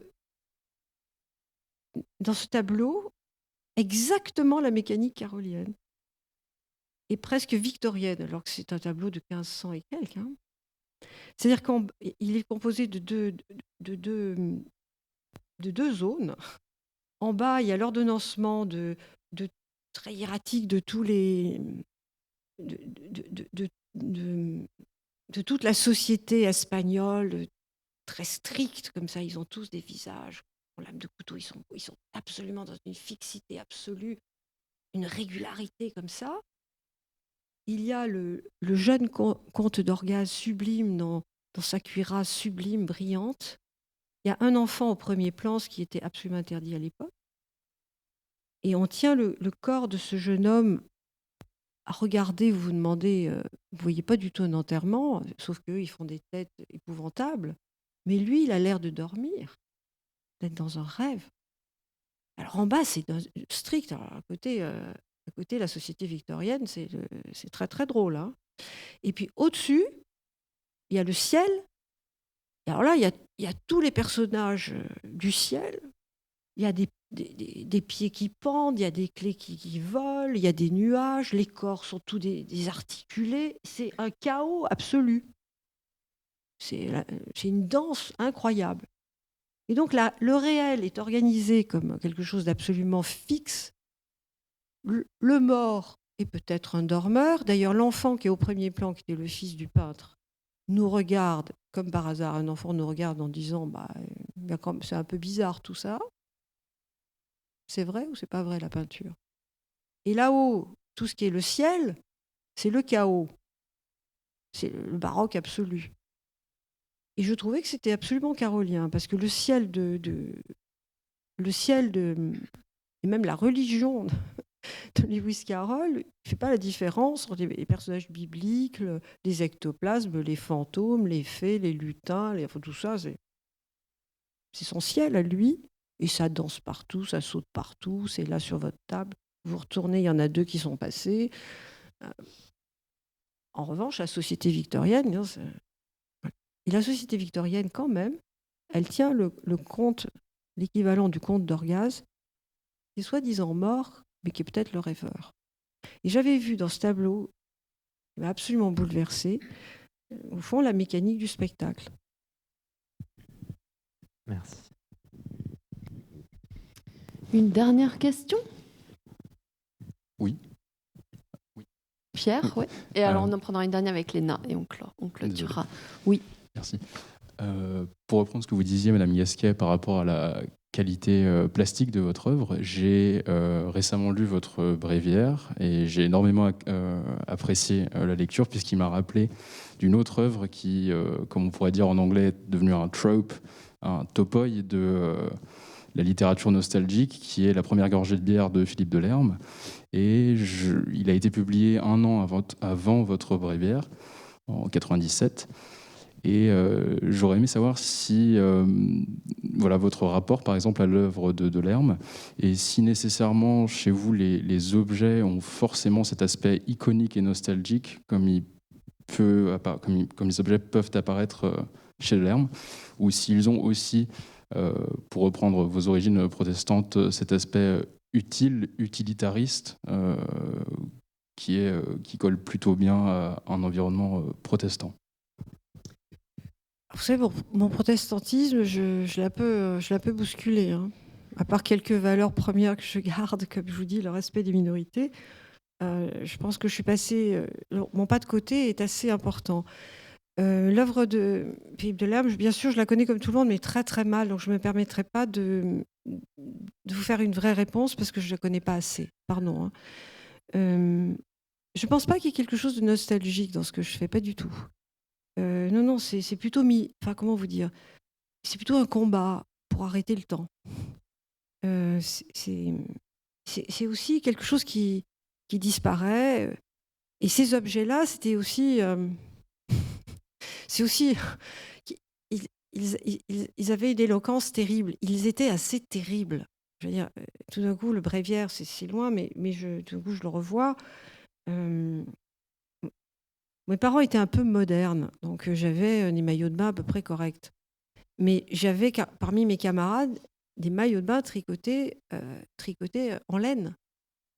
Et j'ai vu des jeunes préadolescents, à l'époque on ne les appelait pas préadolescents, c'était des enfants grandis, on disait. Et des préadolescents qui déjà n'étaient pas très à l'aise avec son corps, quand ils sortaient de l'eau avec un maillot de bain tricoté, avec amour. Je vous laisse imaginer le désastre affectif que ça pouvait être, outre que c'était insupportable, au contact, j'imaginais, je n'ai jamais eu, très laid, et surtout il allait se cacher dans le sable très vite, parce que ça mettait des heures à sécher, et c'était une trahison de l'amour aussi, parce que je pense que sa mère ou sa grand-mère a dû lui dire « Mais regarde ce que je t'ai tricoté, comme c'est beau » et tout ça, et il l'a enfilé parce qu'il aime sa mère, et il s'ensuit ce qu'il s'ensuit. Donc, évidemment que ce sont aussi des scénarios, j'espère, où l'humour intervient, plus que la nostalgie.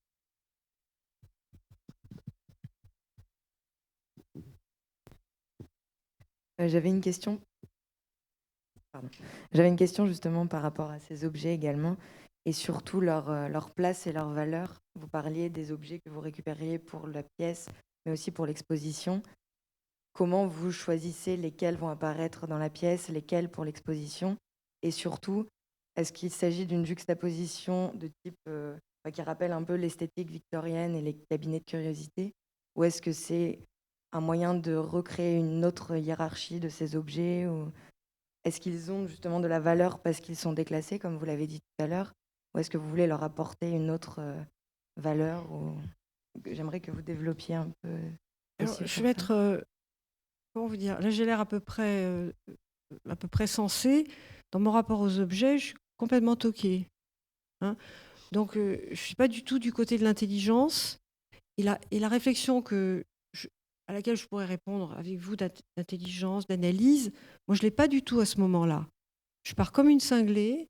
Je cherche des choses, mais c'est comme un appel névrotique, vraiment. On pourrait dire, elle n'est pas bien, hein, elle n'est pas bien.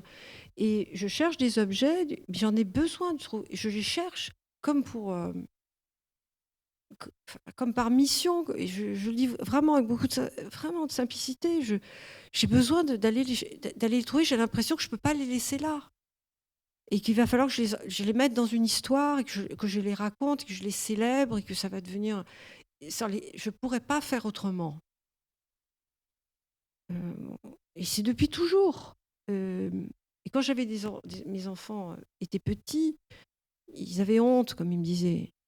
On a honte. Je dis, mais pourquoi vous avez honte? Parce que quand j'allais chercher à l'école, autour des arbres, il y a souvent des choses qui traînent. Je les emportais. Ils me disaient, mais laisse ça, laisse ça. Mais non, mais apprends pas ça. Bon, maintenant, à présent, ils font presque comme moi. Hein. Ils m'apportent des trucs, ils me disent ça pour ton spectacle, ça va être bien. Je les ai convertis. Hein. Mais voilà, c'est quelque chose de... C'est pas une relation très facile, c'est un truc un peu... c'est pas un rapport d'intelligence. Je me dis pas, tiens, je vais chercher un objet tranquillement, qui sera jaune, il sera bien, et puis là, je vais mettre du jaune et tout ça. Non. Non, c'est un peu plus compliqué, un peu plus fou.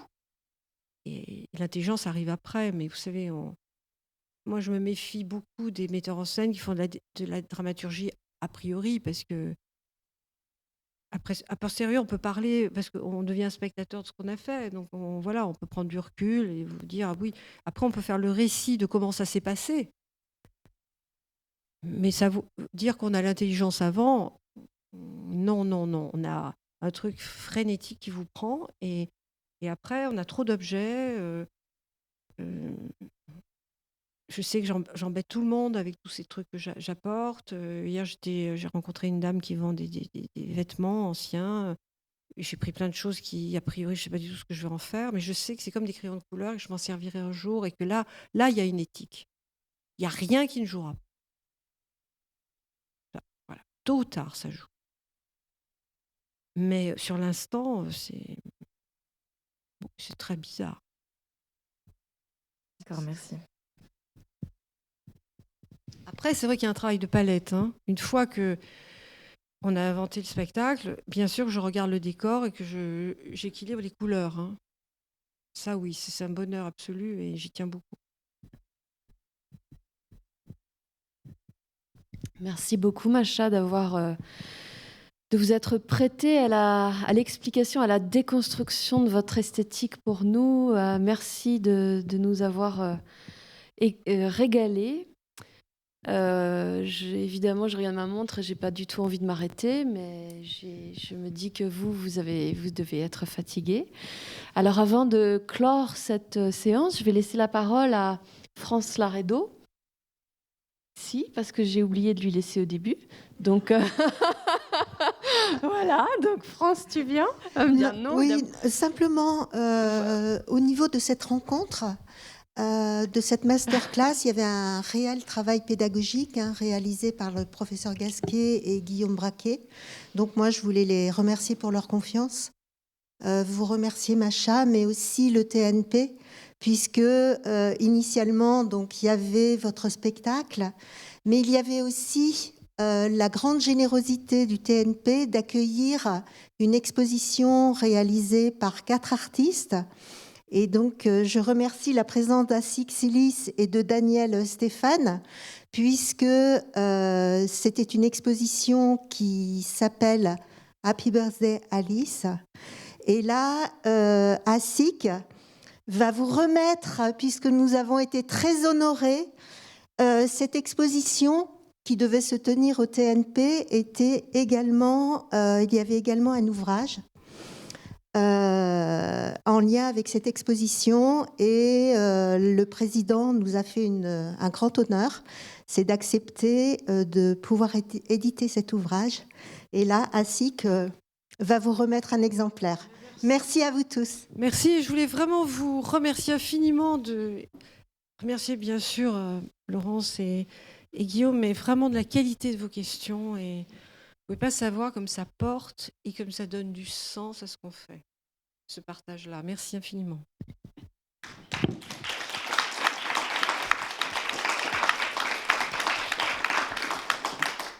Comme France vient de le dire, nous étions 12 artistes, Daniel et moi, à créer une exposition, une installation en hommage, on va dire, à Alice au Pays des Merveilles, et autour de ce qui se passe autour d'Alice.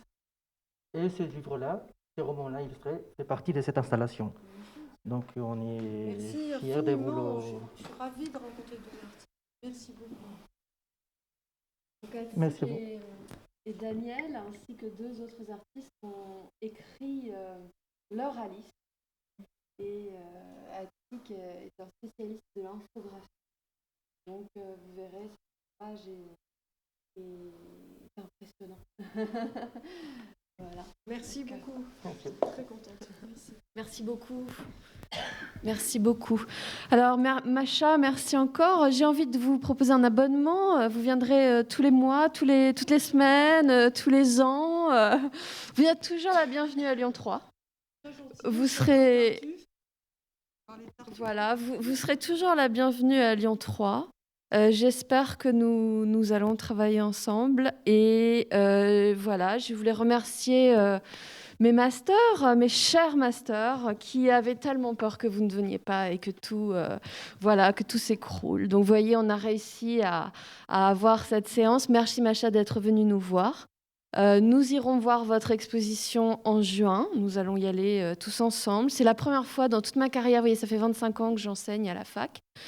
Je n'ai jamais fait une sortie en dehors de la fac, vous voyez, avec mes étudiants.